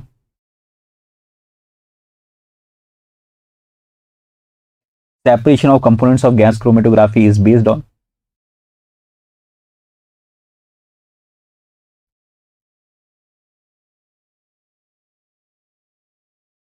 Very good, it would be on partition coefficient. शाबाश बच्चों, वेरी गुड वेरी गुड। चलो अब इसके ऊपर दिमाग लगाओ।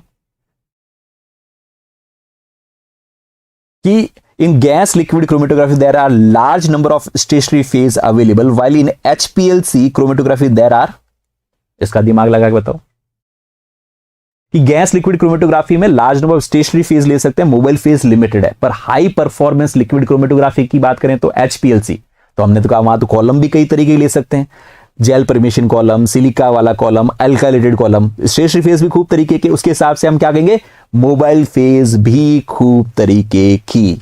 वेरी गुड बच्चा। तो क्या wide range of both stationary phase and mobile phase could be utilized in case of HPLC। HPLC में दोनों इस्तेमाल की जा सकती है। वेरी गुड, ठीक है। तो एक लास्ट क्वेश्चन ये और देख लो कि separation technique such as gas liquid chromatography, liquid chromatography, adsorption chromatography जो सेपरेट करती है, सभी के अंदर एक बात कॉमन होती है, एक बात कॉमन होती है जो मैं बार बार कह चुका हूं और आप में से भी कई लोगों ने कहा कि हाँ पोलैरिटी पोलैरिटी पोलैरिटी, खूब बारी बात की है कि मेनली किसके ऊपर डिपेंड करती है ज्यादा जो क्रोमेटोग्राफी, चाहे वो गैस लिक्विड क्रोमेटोग्राफी की बात करें, लिक्विड क्रोमेटोग्राफी की बात करें, एड्सॉर्प्शन, हाइड्रोफोबिक नहीं की बात की हमने, ठीक है। तो मेनली किसके ऊपर डिपेंड करती है, very good, depends upon polar interactions and difference in polarity, इनके ऊपर डिपेंड करती है। बहुत अच्छा बच्चों, सही आंसर दिया आपने, वेरी गुड, शाबाश। तो दोस्तों ये कुछ क्वेश्चंस थे और क्रोमेटोग्राफी से जो एग्जाम में पूछे जा सकते हैं। मुझे पूरा यकीन है कि इसी में से कुछ क्वेश्चंस एग्जाम में पूछे जाएंगे। हमारा कल जो लेक्चर्स होने वाला है वह स्पेक्ट्रोस्कोपी का होने वाला है। मुझे पूरा यकीन है कि मेरे फ्री वाले यूजर्स यहां पर आएंगे और बाकी पेड यूजर्स को मैं ऐप के अंदर लूंगा, ऐप के अंदर उनकी क्लास हो जाएगी। ओके, तो thank you thank you thank you everyone, है ना। So this was the class today's, ठीक है। तो ध्यान रखिएगा, जो दोस्त फ्री वाले हैं वो अगर अपनी प्रैक्टिस को जारी रखना चाहते हैं तो आप कल जरूर आइएगा, प्लस अपनी क्वेश्चन प्रैक्टिस को चेक करना चाहते हैं तो इस टेस्ट सीरीज को जरूर ज्वाइन करिएगा। So thank you everyone, thank you friends, thank you everyone.